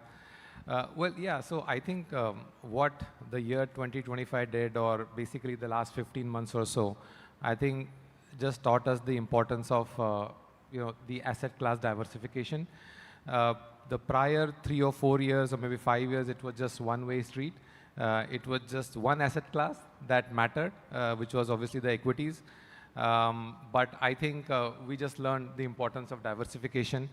And I think that diversification should be viewed not just in the context of equities versus debt versus commodities, but also access to the international capital markets as well. And thankfully, now we are sitting here in India, we have access to a variety of international capital market access products as well, offered by various mutual funds. And now we are seeing the GIFT City also is being made operational to that extent. So yeah, I think it makes sense. And it's was always known, it was always talked about, but I think people just forgot about the asset diversification in the previous 4 years. I think we are reminded of that once again. Okay, interesting. So let me take it to a week back, the Budget Sunday, firstly, Mahesh, and wanted your takeaways on whether or not, while budget is losing its significance over the years, and the government, to be fair, has done lots outside the budget in the year ahead already. But would you say that there was any drawdown or any takeaway that investors per se of equity markets or inequity markets could take from the budget this time? No, I think what you're saying makes perfect sense, that in the overall scheme of things, and given the fact that budget is just one of the platforms that the government has to announce various reforms, various policy measures, and that's not the only one. So to that extent, I think we have seen some reduction in the investor anxiety around the budget time, and rightfully so, because obviously now we've got the GST implementation. There is a much more clarity on the indirect taxation. I mean, I remember like 10 years ago and 20 years ago, people would sit down with a pen and paper and we would get a big list of the excise duties on a whole bunch of products and commodities. What becomes more expensive and what gets cheaper. Exactly, Yeah. exactly. And thankfully with the GST implementation, that part is literally out, of the equation. And it's good that it is out of the equation. I mean, a country like India with, GDP of like $4 trillion and, growing strongly, we don't need this hanging sword every year that, okay, what's going to happen to my taxation on this product versus that product. So I think it's in a way, I would say a welcome thing that the budget has become a less of an event in terms of the changes in taxation, etc. goes. But yeah, but just to look at what we saw this Sunday or the last Sunday, I think it was a very, very pragmatic approach from the government. From my perspective, the simple takeaway was that over the last, say, 3-4 years, the government has been reducing the fiscal deficit at a rate of around 40 to 50 basis points per year. And this time, they have reduced the pace of fiscal consolidation to about 10 basis points per year. So from 4.4 of this year, targeting to 4.3% the year after. And that's a welcome change because at this point in time, we are going through a period of low nominal GDP growth, low inflation. And so to that extent, the government does have that flexibility to not focus so much on inflation and be a little bit more relaxed on fiscal. But having said that, they have cut the fiscal deficit target. So I think it's a welcome sort of change in the trajectory as such, although it means that in the subsequent year, there will be a tighter fiscal deficit reduction because they've already announced the March 31st debt to GDP ratio as the target. But yeah, so for now, I think that's one positive clearly from the budget. And the good news is that this incremental fiscal flexibility that the government has, they have basically used it to fund incremental capex than the other way around. So we have seen incremental budget allocation for roads capex, railways and defense capex. So I think all that is in a good stead. I think the market reaction on the negative side was probably emanating from the fact that there was certain quarters of the market that were expecting some kind of a relaxation on the capital gains taxation. That did not come through obviously, and we saw some incremental taxation coming in the form of STT. But I think in the overall scheme of things, it was a nice and pragmatic budget. The government rightfully focused on promoting exports, and we saw, as the previous speaker also highlighted, variety of ease of doing business related initiatives and the 21-year tax holiday for the data centers and the related activities. So I think it was a very finely balanced budget in my view. Mahesh, budgets will come and go, STT hikes will come and go, all of it will happen. But eventually for an investor, it's going to boil down to earnings because that's what the market will value. You've always believed that right now as we see it, given that macros are in a good shape, earnings will provide a cushion to valuations. How do you see the earnings trajectory pan out from here onwards? No, that's a great question, Aisha, because ultimately an average investor goes more by the market sentiments and doesn't focus as much on the PE multiples and the earnings growth. But that's what ultimately is the driver for the markets. And I would say that this year, like FY26, we have seen the corporate earnings growth has been relatively on the weaker side. We are seeing about 7 to 8% corporate EPS growth in FY26. And my sense is that the depressed level of EPS growth this year is attributable to various factors, which according to me are going to be reversing next year.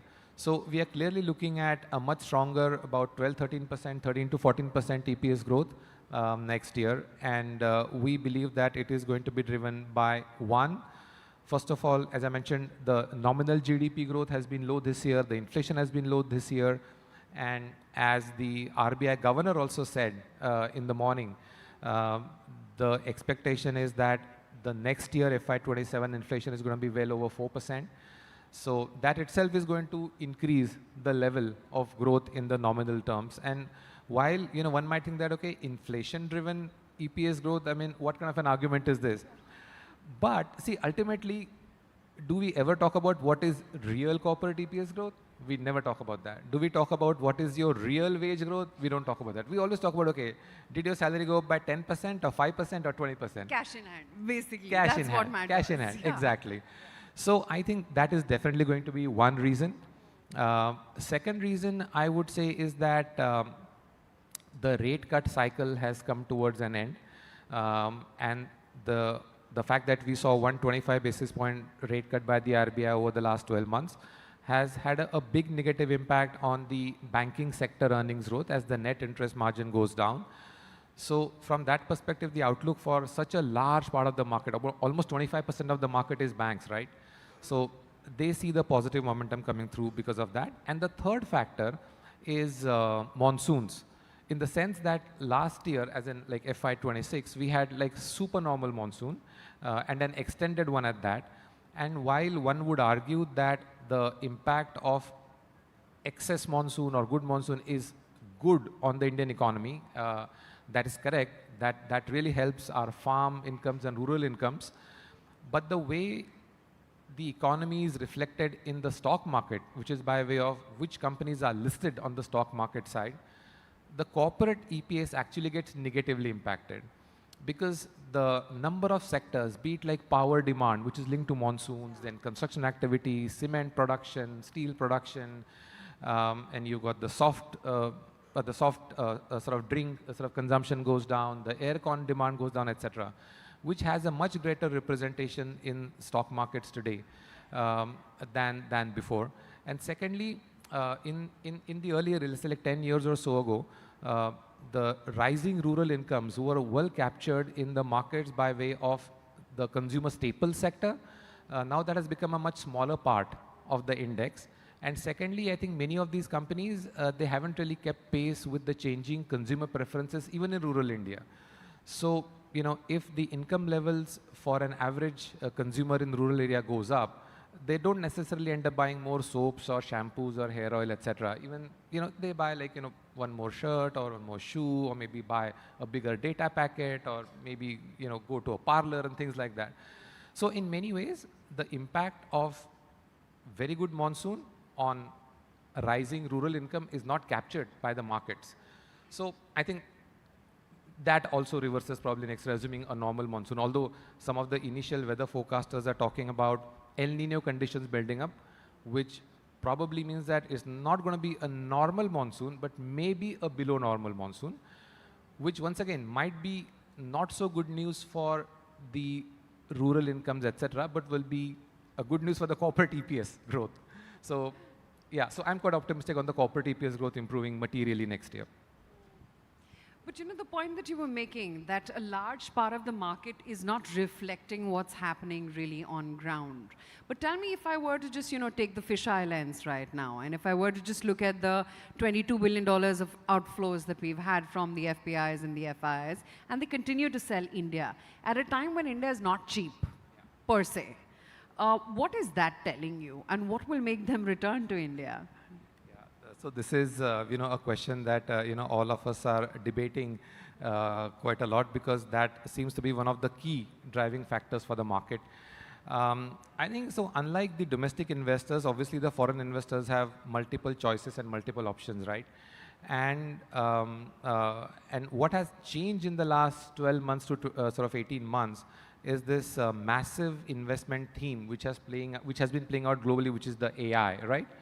And what we're seeing is that even in the Asian context, and while one might say that most of the AI companies are based in the US, but even in the Asian context, the markets and the economies like Taiwan and Korea are hugely plugged into this AI economy, right? By way of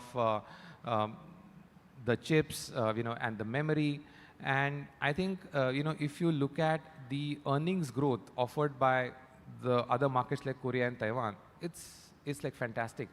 So in fact, if you just, you know, if I just give you like like 2-3 data points, Indian corporate EPS growth used to be at about 7 to 8 percentage point premium to the other Asian markets, if you look at last 10-year averages. What it has been in the last 2 years, rather than +8, it has been -7 or 8. And the projection also for the next couple of years is also similar, because if you look at like one data point, like, what is happening to the memory prices, they've gone up 4 times, which is hugely helping the economies and the companies in Korea and Taiwan, etc.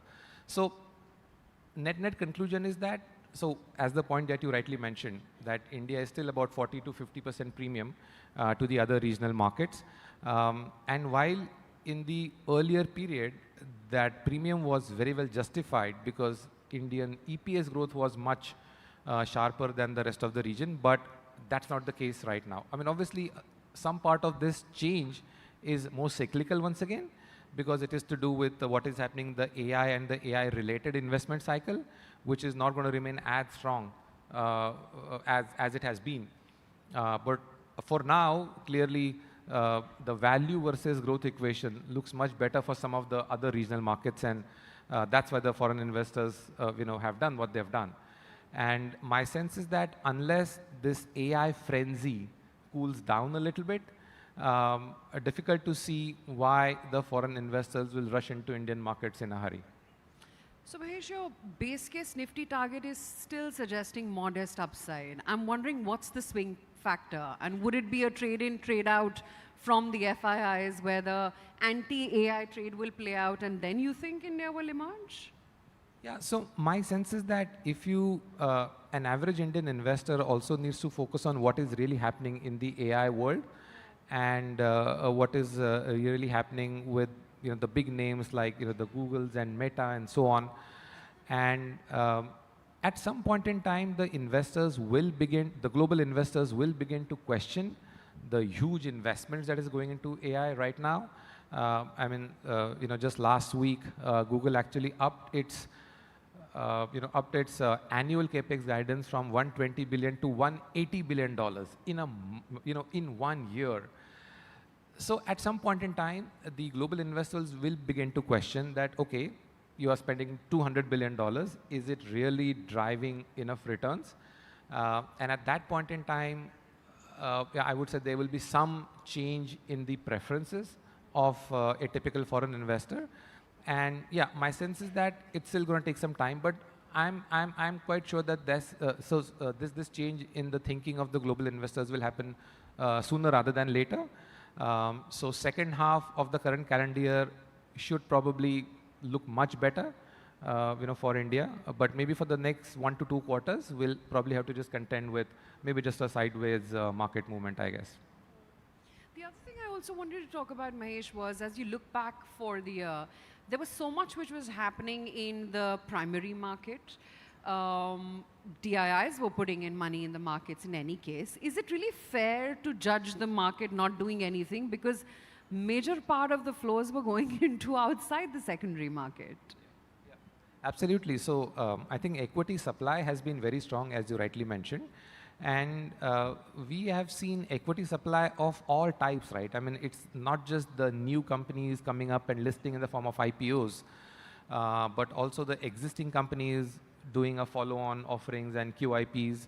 But also equally, we have seen large private equity sort of exits. We've seen some promoter exits as well. And when I mean promoters, it's not just the domestic promoters. We have to look at the foreign promoters and the names like the BATs, the LGs, the Hyundais, and so on. So all of those put together, we have seen equity supply has been in the range of almost like $5 to $6 billion a month.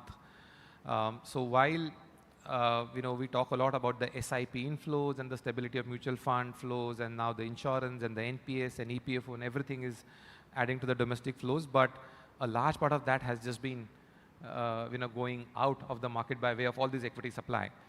I think at least in the visible future, that supply is going to continue, in my view. So it's not that it will go on forever, but at least over the next 12 months or so, from whatever that I can see from our interaction with the corporate sector and so on, I do see that equity supply to remain quite strong. And so to that extent, the large domestic inflows that we've been seeing, will probably get absorbed in this equity supply, and therefore may not necessarily result in the markets moving up in a material way. So since you are predicting another 2 quarters of a sideways movement for the market, what will be that big kicker? And will eventually everything boil down to earnings? Because markets are a slave to earnings. And if so, where is it that you see the next profit pools getting created? No, so you are absolutely right. Ultimately, we have to follow the earnings, and the sentiments and the PE rating can do only so much. And we've seen a lot of PE rating, by the way, over the last 5 years. So yeah, so my sense is that as the market begins to see more confidence in the EPS growth improvement story, as I said, like last year or FY26 has not been a great year. FY27, as we move into like Q1, Q2, we should be looking at numbers moving up closer to like 13 to 15% and maybe more. I think that's when we will probably begin to see the markets reacting. From which segments would be driving incremental earnings growth. So my sense is, as I mentioned, one is definitely banks. Overall the NBFC sector, but banks should kind of dominate the part of earnings growth improvement story. I would say the other somewhat neglected sectors, like even I would say like real estate, power utilities, I would say names like cement, which are not very large part of the market, but many of these stocks have corrected in a significant manner, and in a manner that probably tells you that the market investors are not really expecting much out of these sectors. So even a small positive surprise can actually be quite, can be sort of taken quite positively by the stock prices in these sectors. So yeah, so among the so-called neglected sectors, I would say, my picks will be like cement, power utilities, real estate, among the neglected sectors. And what's a good AI trade? And is the route via data centers? Yeah, so as far as India is concerned, at this point in time, we seem to be participating in this whole AI chain in that data center mode somewhat, although not in a very big way.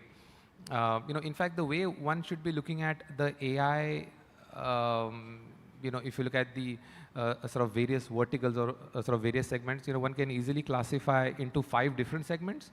One, the base layer, is probably the energy or the power utilities. The second is the chips manufacturing.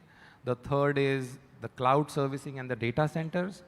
The fourth is what we call as the large language models and what we typically call as AI, in layman's word, LLMs. And the fifth and the final was the application layer. Now, at this point in time, India is not really playing too much from the listed companies' perspective in these 5 segments, apart from the data centers, as you rightly mentioned. But again, if you look at, there are a couple of like small companies, but if you look at some of the large companies, the contribution coming in from the data center business or cloud servicing business at this point in time is very limited at this point in time. So that's why many foreign investors look at India as being at the receiving end of the AI, and that's why what we discussed in the beginning. Mahesh, out of syllabus question, but active investing or passive investing, what will work in 2026? I think India is a solid bottom-up market, in my view. It was so last year. I think it will be like that this year as well.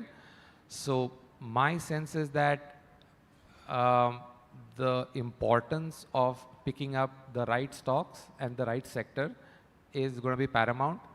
And in fact, actually, even if you look at the last, say, like even 3 to 5 years, and even when the markets were actually doing pretty well, our analysis shows that active funds, in India have actually delivered better returns than passive funds.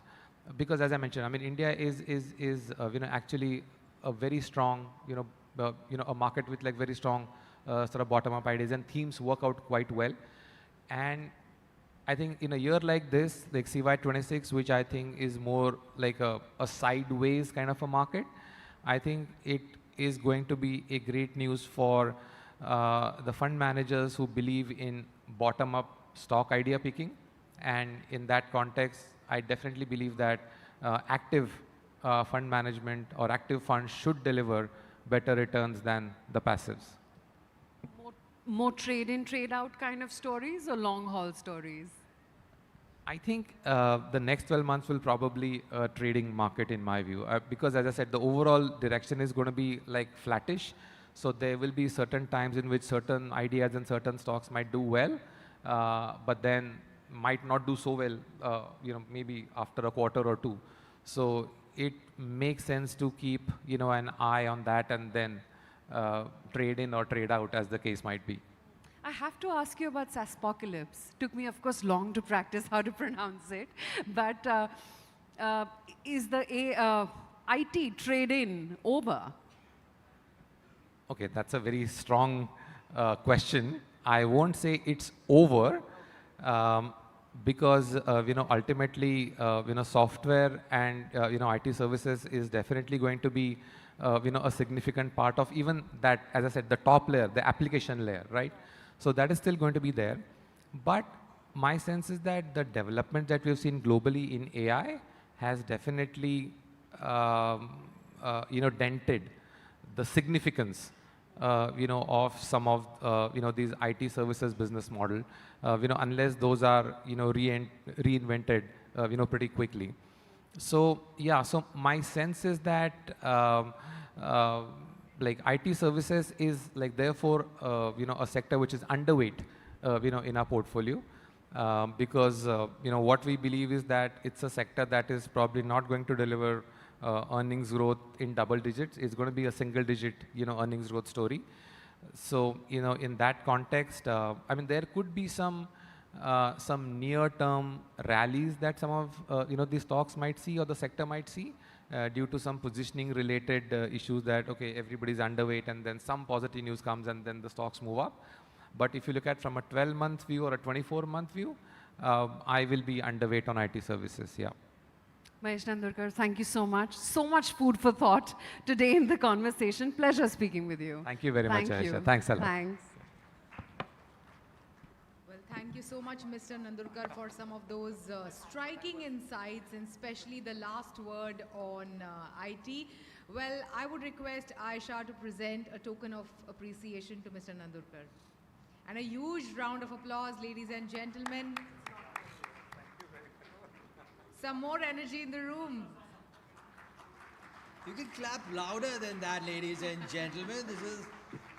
It's Friday evening, and our next session, while this one was very important and gave a lot of insights on the equity strategy, our next session is totally about tomorrow's multi-baggers, Shivani. Indeed, identifying tomorrow's multi-baggers requires a deep understanding of business management quality, long-term trends. It's an approach that goes beyond short-term market noise. And to share his timeless investing wisdom, and hopefully, I hope Aisha is able to get him to name some of those multi-baggers that we can all make notes of. I'm delighted to invite up on stage Mr. Vijay Kedia. He's an eminent private investor. You've seen him so often on ET Now. Huge round of applause for Mr. Kedia for his fireside chat with Aisha Parehi.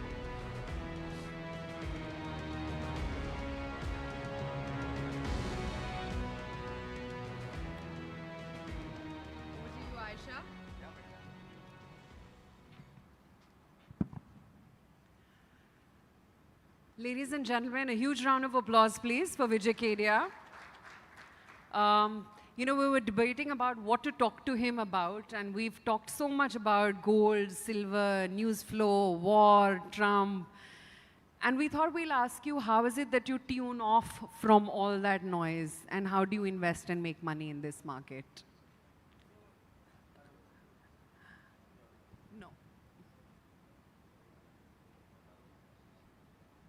Take my mic, I'll get it. Yeah, it's okay. No, it's okay. Yeah.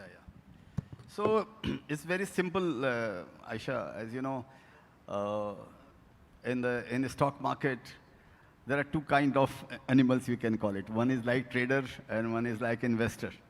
So all these noise, which what you're talking about, this is only for the traders and all. So for investors, all this news actually does not matter. For them, the only thing which matters is earnings. And earning does not come on everyday basis. So every day we are you know, you have to face, or you have to, you get all kinds of news on a daily basis. So if you will keep on reacting on every news, then ultimately you will end up holding nothing in this market. And it is applicable at all times, at any given time. So this is what I think one has to understand. One has to evaluate oneself, whether I am in this market as an investor or I am in this market as a trader. So if you ask me that I am 100%, there is no doubt, I am here in this market for this trading and all. So for me, all these news, all these headlines, they don't matter at all. So for me, it is like something like a scoreboard. Or for me, again, it is like I'm a marathoner. So I'm running a, say, 42 kilometer of run. So for me, it does not matter that at 1 kilometer, where am I? After 5 kilometers, where am I? As long as I am running, as long as I am continuing my thing, I am okay with this. So that is why the biggest thing is to cut off all this noise. But Vijay, you've always said that markets reward patience. It's difficult to be patient in this kind of a market. Na? Sunday ko kuch hota hai, Tuesday ko kuch aur ho jata hai. So that is why it's difficult to make money also, Joe. So because you have to win over yourself. If you are not patient enough, then any given time you will be out of this market. So this is what you have to learn. All these are the quality of a good investors, that you need to keep knowledge, courage, and patience. And the patience is a very important thing to ultimately to win in this market. So if you don't have patience, that means you are out of the race. So enjoy. So Sunday morning when we were chatting with you, you were singing Tu Hi Re from Bombay for the finance minister. After the STT hike, what song did you sing? So she punished me for that, because why did you sing the song? So I got this punishment. वो बच्चों को punishment देते हैं ना class में, चल खड़े हो जा, उठक बैठक कर. So I got the punishment. So that is all right. अभी फिर क्या गाना याद आया आपको? बड़े बेआबरू होकर तेरे कुचे से हम निकले. गा के. इसमें गाने का इसमें शायरी है ये तो बेचारे. नहीं वो फिर बताते. Okay. So if I want to ask you, if markets were a WhatsApp group, everything happens on WhatsApp groups nowadays. What messages would Vijay Kedia mute immediately? कौन सी noise से सख्त परेशानी है जो investors को देखना ही नहीं चाहिए? Oh, मेरे ख्याल से the biggest problem in this market is कि हाँ भाई वो जो micro level का जो news आता है ना, micro level का, कि हर चीज़ को कनेक्ट कर देते हैं मैक्रो से, माइक्रो से मैक्रो से हर चीज़ को जो कनेक्ट कर देते हैं, वो बेकार का वो नॉइज़ है. और जो रेट का जो आदमी वो देने लग जाता है लेवल्स कि हाँ भी ये शेयर्स है, ये इसका ये हो जाएगा, इसका ये 5% बढ़ जाएगा. People are talking in percentage terms, you know. तो वो सबसे बड़ा नॉइज़ है, वो बेकार का है. तो उससे मैं दूर रहता हूँ इन सब चीज़ों से. Right. So you've been, known for spotting very long-term stories and very early. What is your filter before seeking कि मैं कहाँ ढूँढूँ, क्या sector ढूँढूँ, क्या company और कैसा promoter? So as I know that I simply apply one formula which the acronym is SMILE, S-M-I-L-E. So S stands for small in size, and M-I stands for medium in experience, and L stands for large in aspiration, and E stands for extra large market potential. So usually I like to invest in a company which is the smallest, or maybe the small company in its sector. Not necessary. Obviously, I do invest in a small cap and mid caps only. So, but it has to be the small company in that sector. But management should be having a clean track record, and should be having 15, 20 years of experience, so that they have seen all the ups and downs in this market, up and downs in the economy related to their companies, that they have gone through all those phases of life.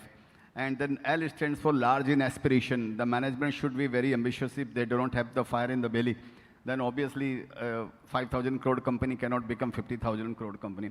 So that large in aspiration is very important. And besides all, very important is extra large market potential. So the market size of the company should be so big that the company always remains small. So that is what all these things put together I identify company, and it's obviously bottoms up approach. So this is what I'm doing for myself, and luckily it has done reasonably well. So I don't want to change this. But Vijay, it's a difficult task. Takes a lot of research. I'm sure you must be having some filters at your end. Company, yes. But how is it that you see ki, it has managed to tick all the boxes? There must be some screener, some filter, earnings, what valuation is the stock available on? So I have, earlier I have bought few companies. When I bought that time, they were actually, they were losing money. But they have cash in their books, like Tejas Network, just a reference for purpose we are talking about. So the market cap was around maybe say 400 crore or something and all, if I remember correctly. And they have some 200 crore in the books. And but the sector has completely changed. So as there is a quote of mine, which is like that, always remain invested in or invest in a sunrise sector at any cost and stay out of a sunset industry at any cost. Sunset sector at any cost. So I am always looking for the sector which is futuristic sectors. Maybe today the time has not come, or maybe it is at inflection points. Maybe after 3 months or after 6 months, if the overall sector will do well, then the company should have that balance sheet. So it should be at that particular point. So this is what I have done in the past. So what I see that the health should be good. And one more formula I'm applying in this market is this. I keep, if any, I will give you the reference of an athlete. Suppose if an athlete has created a track record, or suppose a marathon, he has run a marathon, he or she has done a marathon at particular time or whatever it is. But currently, the athlete is out of the form. So I put that athlete or put that story on my radar. And I wait for the time to turn around. So when that company is at inflection point, then I just think that if it has set a track record, maybe next time it will also do well. So I wait for that inflection point. Sometime I have to wait for 5 years also, 10 years also. So that is all right, that is my business. And when I find that now this company has completely turned around and sector is also growing, so then whatever money I have at that point of time, I invest in that company. So this is what I had been doing. Patience and more patience. Yeah, patience, yes. Okay, since you did talk about Smile, and I want to talk about the small cap sector right now. If you look at individual portfolios, they've been hard hit, especially small cap investors. Some people are not even opening their portfolio balance sheet right now to see. Stocks around 80, 100%. You think 2026, that recovery will kick in with small caps? No, I don't think. I feel that now things are going to, this 26, similar to 25. 25 was, we made a lot of money between 21 and 24, let me tell you, right? Everyone did. Everyone. We means everyone. Of course, you also, including you. So, of course, we made a lot of money. Mutual fund returns, yes. They were very good. So, and the stocks multiplied 3 times, 4 times, 50 times, 20 times, 50 times, Now we are paying the toll for that. We are paying the tax for that. Once you pay to income tax, madam, and then again you are paying to the market. So now 25 was the reality. Market showed us reality. कि बेटा तो खाली उड़ना नहीं जानता है, तेरे को आराम भी करने का, नीचे भी वापस तेरे को आने का. So this is what 25 showed us. 26, I think that is going to be a year of consolidation. But in my personal view, I think the market has met the bottom. If you, index-wise, if we say, or even smaller and mid-caps, they have been beaten down so badly. So I don't think, largely, I think market has met its bottom. And at the same time, I have this view that this market is not going to show new high also in a hurry. So this market should be in a consolidation phase. And second thing, I think, even in this kind of market, you will get ample of opportunity. Why I'm telling you? Because I remember in 2008, after this Lehman Brothers financial crisis happened, market were sideways between 2009 and 2040, index-wise. Index did not show new high, I think before 14 something, if I remember correctly. But during that time also, there were so many mid-caps. Even luckily, my 3 stocks went up 100 times. Between 2008 and after 2008 crisis, between 2009 and 2014, They went up by 100 times. So that gave me this, courage. And this is what the same formula I am applying now also. Ki maybe this index-wise, this market will consolidate, but you will certainly get some opportunities in this market, which is going to give you a very handsome return. But the idea is this, to identify the same stock at right time. That is what our homework should be of that level. So basically you're saying wait for another COVID or 2008-like crisis. No, to get crisis rich. already come. No, this is the crisis only, no. Okay. Crisis, we have seen, you see, in 10 years only you will see one crisis only. No, not, don't expect this. No, not at all. I don't want any crisis either. Yeah. So that crisis we have seen. Now we are seeing the correction of that exuberance which happened between 2021 and 24. So maybe after in 26, you will find some level playing field kind of things will happen in this market. I don't think this market is going to crash further from here. This is what I feel as of now. So where to hunt then? Where to hunt? Because there are a lot of pockets which are looking cheap, but there are lots which haven't fallen at all also. So that is why I tell you, this is not an easy process. As I said, that you have to identify the right script, should be available at right price. So that is not an easy thing. That is an ongoing process. And world has become also dynamic. Like you were talking about these IT sectors and all.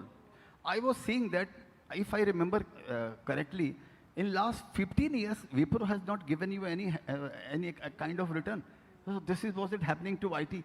Then, and it is having a large market share in our market cap. Infosys, all these IT companies are having a major share.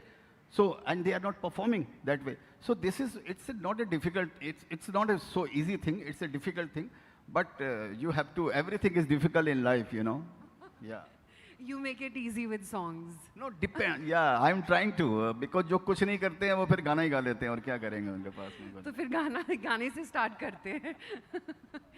To current state में patience कैसे रखनी चाहिए? To describe your state of mind right now, what is that song? नहीं, inactivity is also an activity. Not necessary that you have to, every day you have to रेत से तेल नहीं निकालने का. कि अगर कुछ नहीं अगर आता है तो आराम को गाना गाओ मेरे साथ में बैठ के भी क्या करने का अभी. तो हाँ, so that's what I'm saying. It's not necessary that every time you have to be active in this market. If you don't find any ideas, better protect your money. Don't lose this money on your on every trade or every investment alone.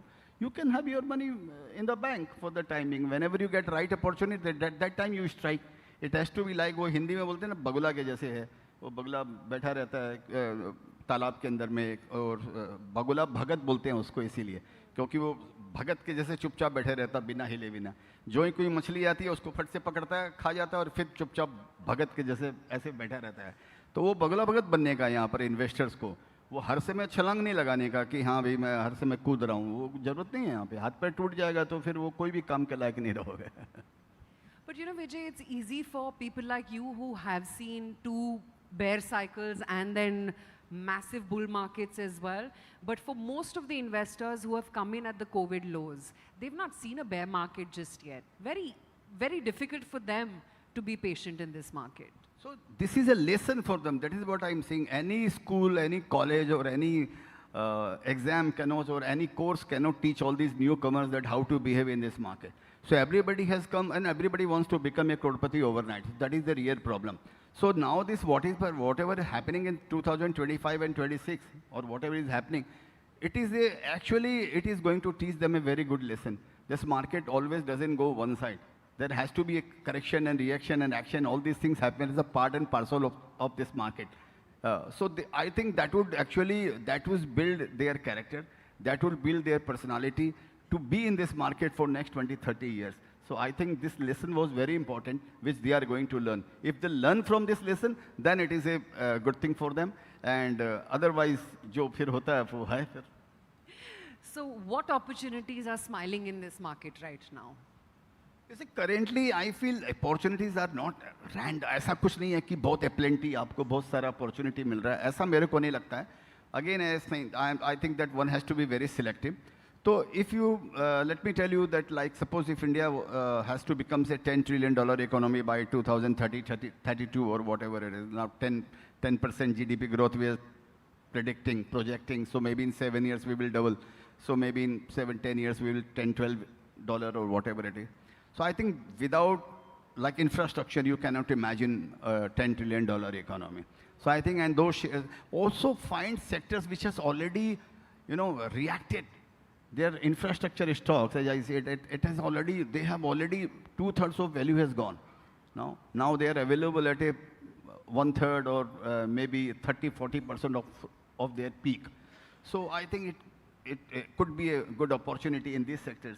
Metals also, ultimately this metal, whatever happened in this metal, and now they are correcting. But I think maybe next 10 years should be good for this metal stocks also. So similarly, tourism also, government is also focusing on tourism. I think tourism is also a job creator. Tourism should also do well. So there are some pockets which are going to do well. I understand infrastructure, but again, your way would not be via L&T, right? I'm sure there are small and mid-cap companies you're looking at. Any niche businesses within infra? Yeah, of course, because I always invest in small companies, not L&T and all these things and all. So there are many companies you will find out which are doing something in water. We are doing something, some EPC into power and all, because as everybody is talking, without power now, again, you cannot imagine. Even China has actually, I read somewhere that China is advising USA to increase its power production. China is advising, don't teach us, you just increase your power, otherwise you're going to have a problem because of all this, whatever this AI, VI data center, all this demand is going to come, so huge demand is going to come. So they are teaching USA. So I think the same thing is applicable to us also. So any company which are catering to all this business of power and water and all, this infrastructure should be invested. What else is looking good?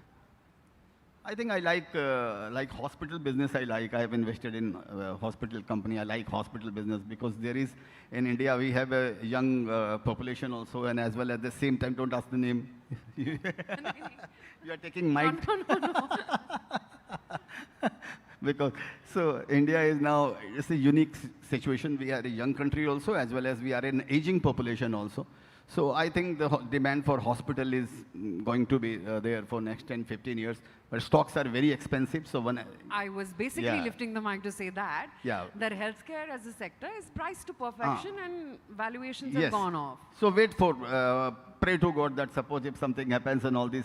Now they have reacted 20% from peak, 20–30% they have reacted, come off from their peak. But still they are expensive. So you have to keep a watch. If a market reacts and if you get something cheaper, then you can invest. Otherwise, keep money in liquid fund. But Vijay, the problem is, and that's the same with the other sectors also that you said, tourism and hospitality. Definition of cheap is now very different than what it was 5 years back. Yeah, so I will tell you that is the market is very unique. I will tell you another cheap sectors, but you are not going to invest in those companies like PSU banks and all. So I'm bullish on PSU banks, but nobody is going to invest.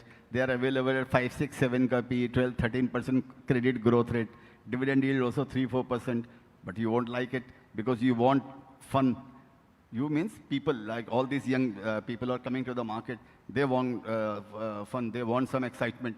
So better to have a daru instead of investing in these cheap stocks. That will give you fun. That will give you excitement. That will give you hangover. So this is what I think.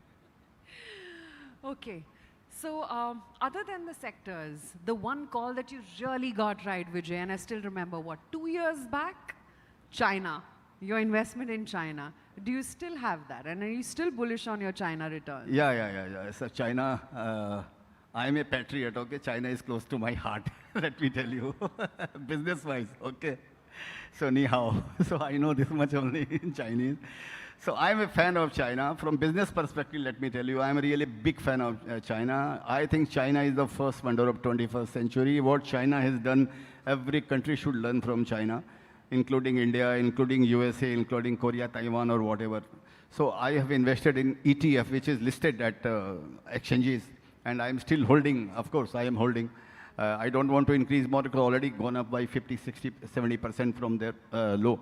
So, but I am very, yes, I am upbeat on China. So, आज China पे गाना हो जाए. मेरा नाम चिन चिन चू. चिन चिन चू बाबा चिन चिन चू रात चांदनी मैं और तू hello mister how do you do सब चुपचाप बैठे हैं वहीं पे क्या बात है जब तक आप गाओगे ही नहीं, how will we join you? मेरा नाम चिन चिन चू बाबा चिन चिन चू रात चांदनी मैं और तू hello mister how do you do Okay, on that note, Vijay Kedia, always a pleasure having you on the show. Keep smiling and may your portfolio always do. इसके अलावा कोई दूसरा रास्ता भी नहीं है रोने से कोई पैसा आपका पोर्टफोलियो में देने वाला भी नहीं है तो बेटर है हंसते रहो Thank you. Thank you. Thank you so much, Mr. Kedia, for those words of wisdom. Lots of notes are taken, by the way, Sumit, from this conversation. And for that lovely song at the end also. Round of applause as Aisha. Mera Yes. naam Chin Chin Chu, of course. Aisha, thank you so much for handing over the token of appreciation to Mr. Kedia. Gold.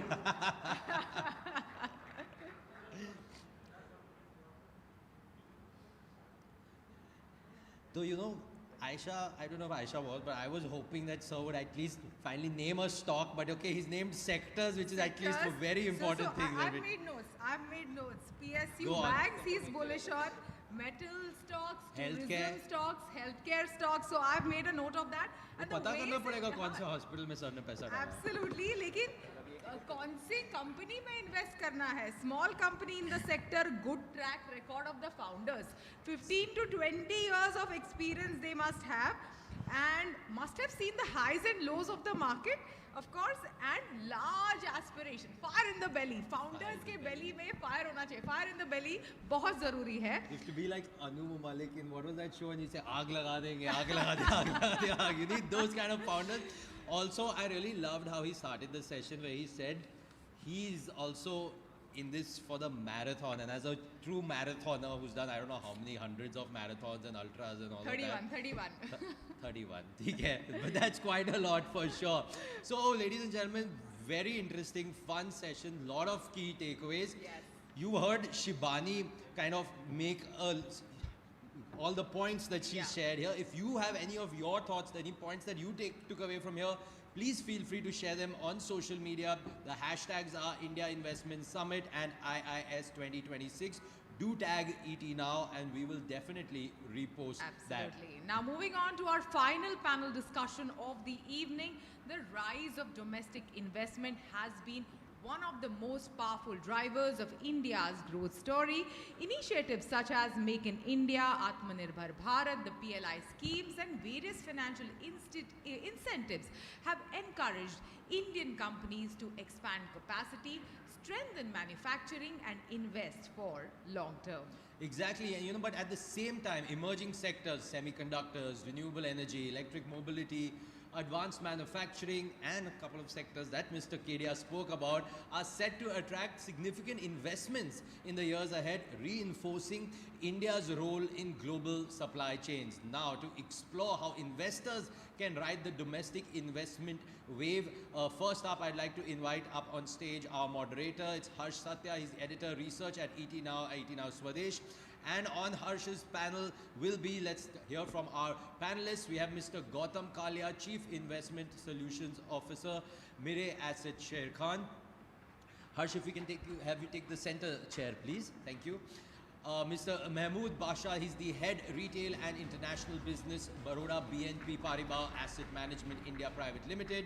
Mr. Bhavin Shah, Director, Latin Manharlal, and Mr. Anshul Azare, MD and CEO, Yes Securities India Limited.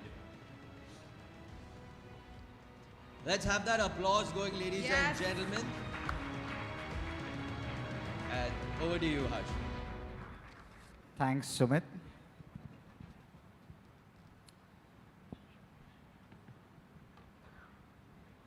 Thank you, firstly, gentlemen, for doing this. And, you know, the topic for the day, everyone, is riding the domestic investment wave.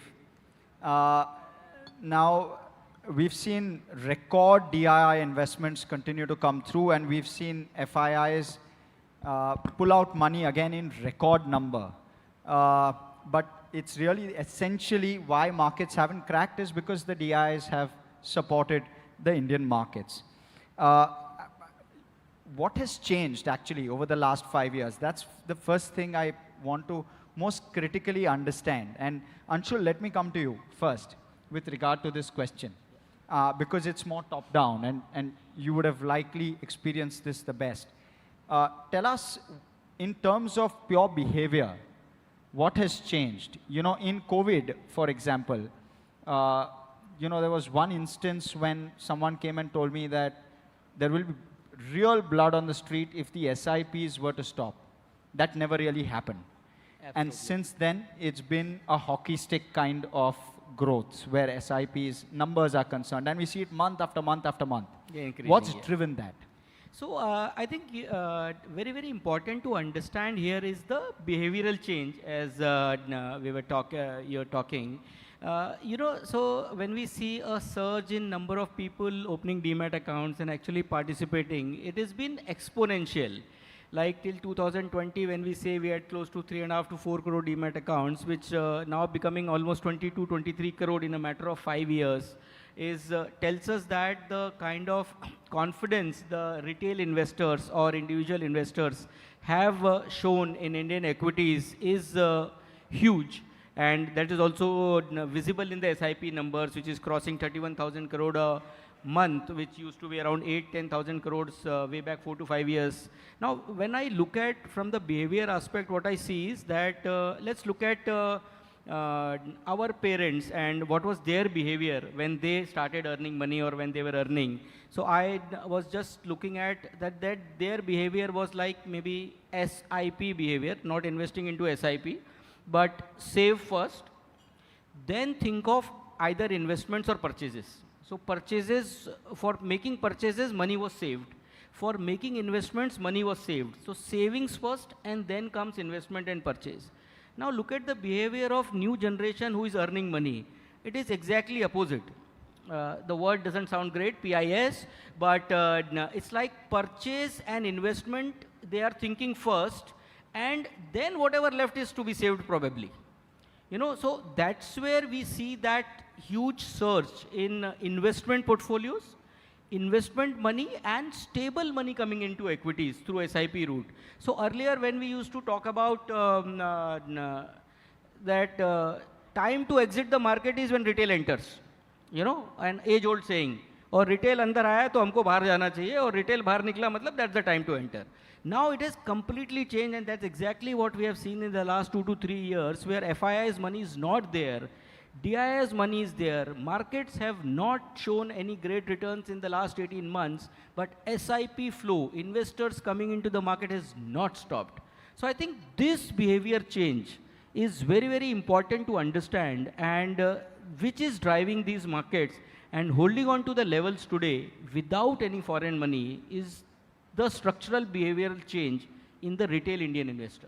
So Harsha, if you can add. Yeah, I in fact was going to come straight to you, Basha, and my specific question to you is that, Mahmood, that, you know, when you're looking at the retail investor and when you look at history and investment cycles, they say history does not repeat, but it rhymes.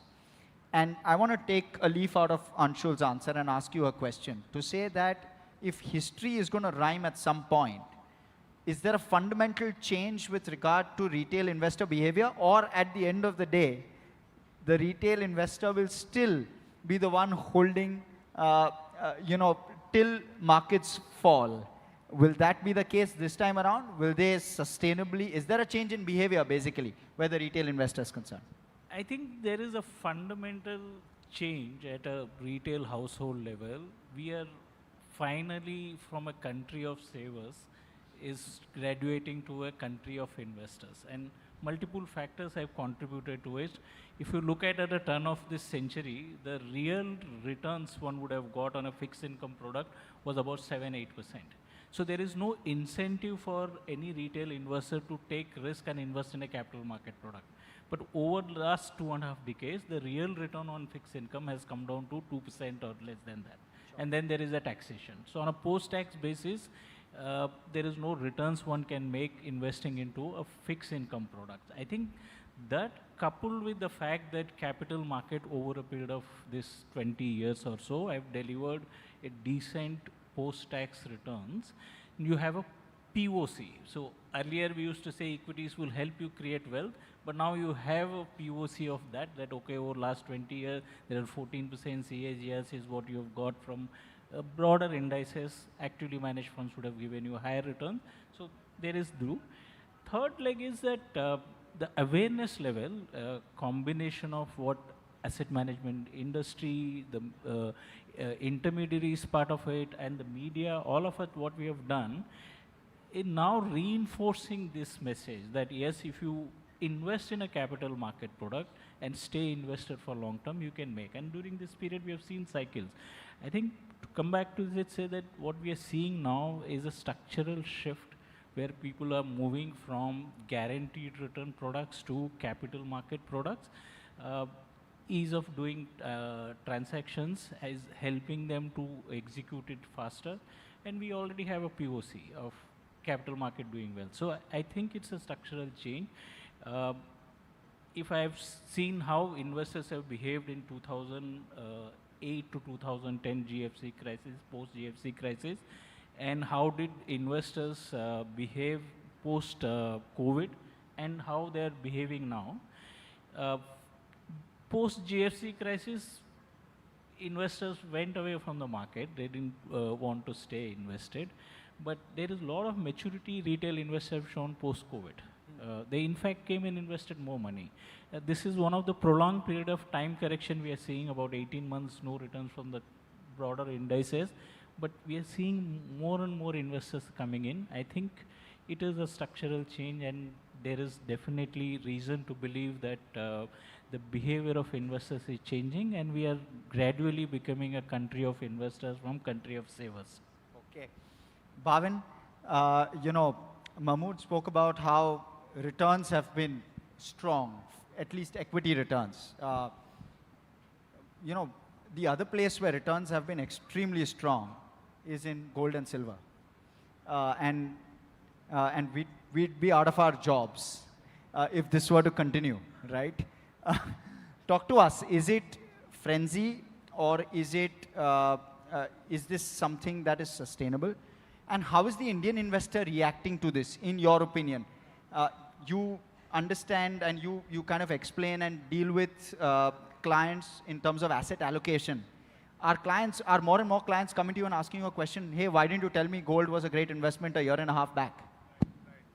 Sure, I think that's been the most interesting, the topic for gold, silver, and I think in last few years, if you go to see, we barely talk and even discuss or think of allocation of gold and silver coming in especially, right? So I think with time, people have now been, of course, see, practically what happens then in the retail or investors, scenario or fraternity, you always look at things, what is there in the limelight, what is catching more attention in terms of returns. So it can be any instrument, but right now we are talking about gold and silver. So what is happening is, structurally, I think, everyone reads this in the news, and what comes in, that the anticipated higher demand for silver in the different spaces like EV and AI and data centers and all of that. And that followed the retail and the speculation, and you know how it is, right? The MCX and the lot sizes and speculation and all of that.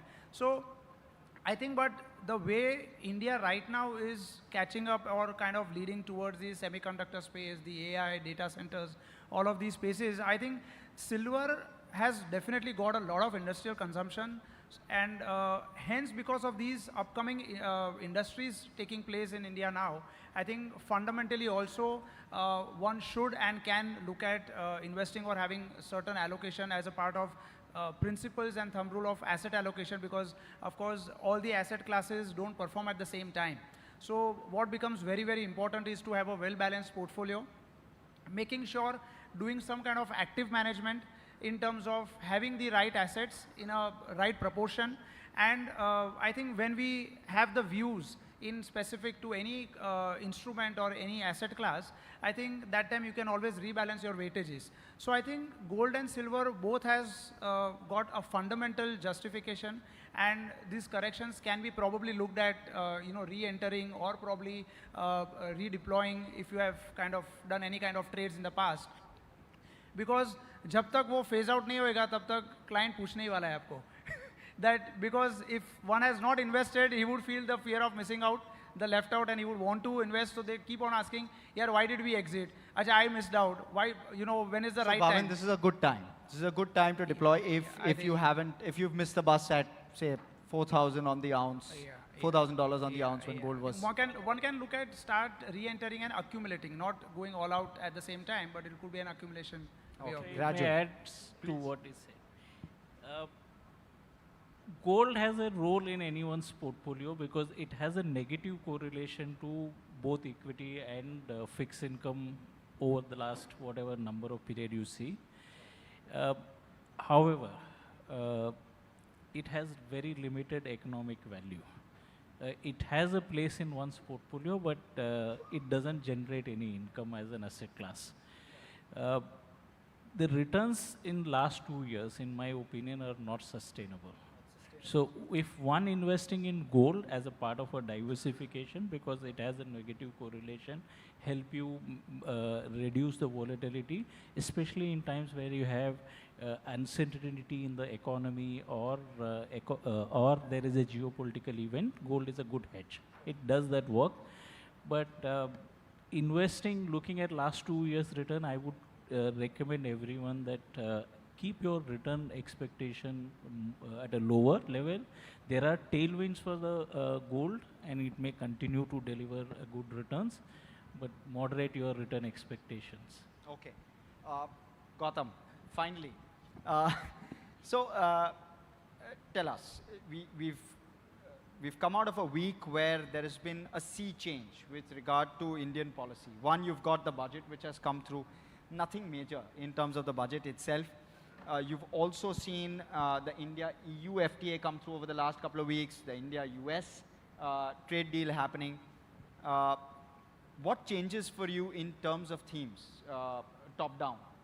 And what could the next 5, 6, 10 year, maybe the next 10 years in terms of big themes look like, basis the kind of policies that have been laid out over the last 2 to 3 weeks? I think everything's been very consistent.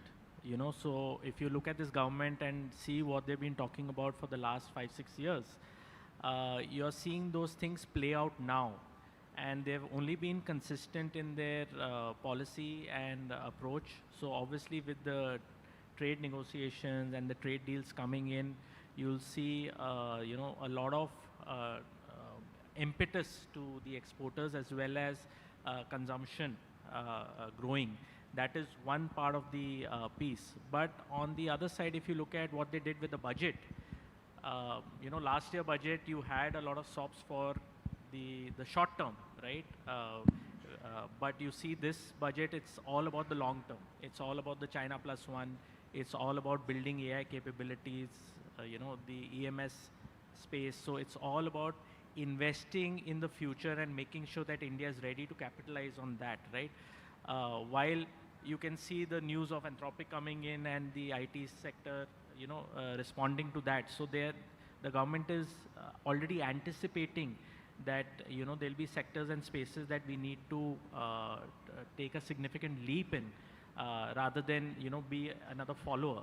So that's what I'm seeing that the government respond to and work on. Obviously, with the emphasis on manufacturing, infrastructure, and the SME space that they've put in, they've obviously, the investor feels that the government could have done a little bit more on the budget, because short term, everyone is looking for that quick return or some relief. But enough to kind of build a capex cycle from here, Gautam, you reckon? No, much more will need to be done. But the point is that they've got their fiscal deficit also. That's something that they are being able to put in control and keep the same target of 4.2%. So they are being able to manage that and yet put in that push wherever is required to kind of ensure that the capex cycle continues. But that is something that is ongoing, and that's why they introduced the REITs part also for the CPSCs. So from a retail investor perspective, I think the sideways market is something that they'll have to contend with, right? 2008 to 2014 is one such example that comes to mind, where I'm talking to clients who've invested and they are sitting on 4% returns absolute for 5-6 years, right? And they're saying, okay, you guys have been telling me about long term. I've invested for 5 years. How much more long term? What do you mean by long term, right? And if you just see point-to-point returns right now, you know, the large and mid-cap space is about 10% plus, but small cap is showing some weakness. It's mildly negative. But as point-to-point performance starts reducing, deteriorating over longer period of times, that's when we'll really see the impact of whether the evangelization of long-term investments, the knowledge that comes with staying invested, you know, all the finfluencers, all that fintech that has done to, let's say, increase financialization of savings, will that actually play out in terms of investor behavior? And I think if you were to break down investor behavior into 3-4 stages, I'm seeing the second stage of investor behavior, where now what they're doing is they're saying, okay, the fund is bad, let me change my fund, right? Then they'll move on to my advisor is bad, let me change my advisor. And then they'll finally move on to, okay, this asset class sucks, let me, you know, just stick to the gold or the silver or debt. I can already see Mahmood itching. You want to go for this one? I agree with what Gautam is saying, that there is this tendency to shift from one to another. But I think among the investors, what I am seeing is that there are investors who are seeing the cycle for the first time, and there are investors who have seen this cycle over a period of time multiple times, and there is some subtle distinction between how they are behaving. But the new investors are surely in, at least 50% of investors are new investors. Yes. So they are the one, I want to believe, are the one who will be switching from one asset class to another asset class because they have not seen the cycle. But those investors who have seen the cycle multiple times over last 15-20 years, I am seeing lot more mature behavior, response from there, how markets are behaving. So I think even this new set of investors, if they go through this cycle once, will be behaving the way those who have seen the cycles in the past. Sure. Anshul, has the cycle turned? Have we been here for the last 15 months in terms of the levels at which we've been? Can we turn from here? Do you see that? Do you see the budget? Do you see all of the developments over the last couple of weeks aiding to that turn? Because we saw that initially. We saw a little bit of optimism on Tuesday and Wednesday, and then Thursday again we were subdued. Absolutely, we are heading for a turn. There is no second doubt about it. As long as your investable surplus is there to be invested in markets, they are there. What we have discounted in these 1.5-2 years also is the money has come to the capital market, but through IPO route. You know, we have around 1.8 lakh crores both the years, this calendar year and the previous calendar year. It is that money is also in some or the other form has entered the market. Now it's a matter of time that when that money also starts moving around. You know, so from that perspective, if you look at it, even with those kinds of dull investments from FIIs and all that, and rupee devaluation, you still have not gone down. You know, so if this just need a bit of a spark, which will further start the ball rolling, and I'm very, very confident that we are on a cusp of a situation where we should not hold on our investments, continue our investments. Rather, the SIP is the best way to invest. I'll rather say gold and silver should continue invest in these metals as well, because silver has a very different usage on the industrial side, and there has been a continuous demand for that physical metal in terms of industrial usage as compared to gold. Gold, India has a different way to deal with gold. So we have 3 to 4 times more gold than what the coffers in US have in our households. So it's more than $2.3, $2.4 trillion of gold we have in the household. So that will continue holding up. But silver, I'll say, is still a metal to watch, because its usage in the industrial products and the domestic products like आप लोग अपने घर में सब electronic circuits वगैरह खोलेंगे ना तो 200-300 ग्राम सिल्वर तो निकल ही आएगा उसमें. So that is the usage of silver which is driving it, and it will continue driving it. And equity markets are definitely going to be the great ones in the coming 2 to 3 years, for But sure. you're not encouraged to do that at home. You'll start to see people actually do that. So, So that's not the- 27% of the silver is recycled silver, ना? तो आप जो electronic waste बेचते हो उसमें से silver ही retract होता है. Okay, Bhavin, let me come to you. So, Anshul, let me take a cue from what Anshul said. Invest in everything right now. Equities is going to go up, gold, silver, all good. How do you allocate? I have very limited corpus. So tell me, how should I allocate my corpus?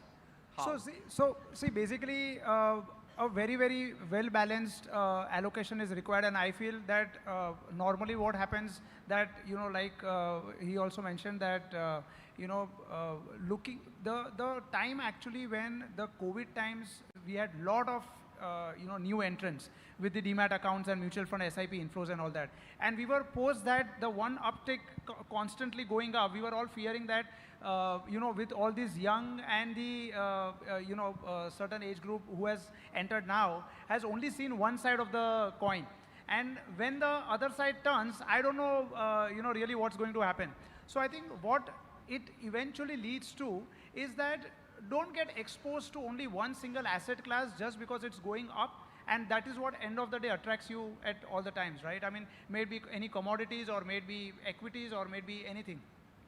So I think if you start structuring, having a basic thumb rule of not putting everything into one asset class is always going to, safeguard you, because like I mentioned, everything. But Bhavin, give me the allocation. So, allocation in percentages is always a little case-to-case basis. Of course. But on an average, if you take any mid-age group, I think if you have little bit of longer-term horizon, I think 40-50% should be equities. Otherwise, we will not see any wealth creation in the longer run happening. And then it can be as per what suits you. Maybe 5-10, 5-7%, 4-5% of depending on gold, silver, where they stand. Maybe either it can be in an accumulation way, or in any form. And then you have little bit of debt. REITs and a lot of ETFs have come in the play. I think we are still running short of options for ETFs, because beyond gold and silver, people are talking that I want to invest in copper now. Copper is the next gold, right? So unfortunately, you don't have independent funds or ETFs where, one can even start, as a retail or HNI start participating. But then what it comes to that, which is in direct correlation as a stock that is available to, because I don't want to miss out on that rally, right? So then you kind of turn around and get to the advisor ki, yaar, copper mein kaise bhi invest karna hai, how to go about. So I think having a well-balanced that, about 5-10% of debt, 4-5%, 7% of gold, silver, or any other commodity that you feel that has got a good prospect. And then you have a lot of other instruments like REITs, InvITs, and ETFs. So I think that is broadly how you can structure, and you keep reallocating, because what becomes very, very important is active management and rebalancing your portfolios with time to time, because every small event is going to affect your portfolio in some or the other way. So like how doctors say by regular health medical checkup karna chahiye, वैसे you have to keep that practice in your portfolios also, because it's become very, very dynamic. Absolutely. Absolutely. So point taken. Gautam, let me come to you. And, let me come to the point that we spoke of a few minutes ago, where you said that in terms of policy, there is a lot that ought to be done. What's missing? What's that missing ingredient, according to you? And what will create the animal spirits at this point? So, one thing that I don't know to what extent can they fix this from a policy perspective, is because you can control inflation, you can control through monetary policy, you can control rates, and you can manage the savings and investments piece. But currency is something that we've seen. We need much more stability on the currency side, and a 2 to 3% depreciation year on year is something that the markets can account for and deal with. But if there is a significant correction, erosion, then what happens is for FIs, it becomes a bit of a challenge to kind of project returns, and then they have to look at the emerging market basket and have a relative weight for India. So I think currency stability is something that from a policy or from a on a day-to-day action perspective from the RBI side, something that needs to be put more emphasis on. So if that is being able to manage, I think you'll start seeing more significant FII flows coming in. Okay, I'm actually way up in terms of time. Shivani is standing there. Thank you so much for bearing with me. But over to you guys, Shivani, Sumit. But what an insightful discussion. Again, I was taking notes on this one, and thank you so much, gentlemen. It's a huge round of applause, ladies and gentlemen. Some great ideas that have come out here. Harsh, we request you to please present a token of our appreciation to all the 4 panelists. While Shibani, please tell us what are the notes that you have taken before we hear from... Lots of notes taken today, and one of the key takeaways, of course, has been how your strategy when it comes to investment has to be multi. Yeah. So, and keep on, you know, whenever you keep on doing regular health checkups, similar to that, you need to keep on going back to where all you've invested. I remember this what you said about how it's got to be multi. I remember there was a mutual fund and their ad was beautiful. They said, "Suno sabki, karo multi." Karo multi. Absolutely. Well, that's a photo op right there, and a huge round of applause. Show some energy. We are getting food and drinks now after this. This is the final session for the day. So, as we close today's summit, like you said, you know, one message does come out loud and clear that India's growth story is resilient, reform-driven, and full of opportunity. absolutely. From policy and markets to manufacturing and new age investment, the conversations today have reinforced the confidence in India's long-term potential. And I hope our audience, you've taken back food for thought, but now you will be getting some food for your stomach. But before that, a quick thank you to our partners, presenting partner SBI, co-powered by Adani, Ambuja Cement and HDFC Life, associate partner Latin Manharlal, crypto partner CoinDCX, housing finance partner LIC HFL, timekeeping partner Just in Time, healthcare partner Zota Healthcare Limited. And on behalf of etnow.in, thank you so much, ladies and gentlemen, for being here. And we hope you have a good rest of the evening. Absolutely. And please do join us for some drinks and dinner. The drinks and dinner are now open. Thank you. Thank you.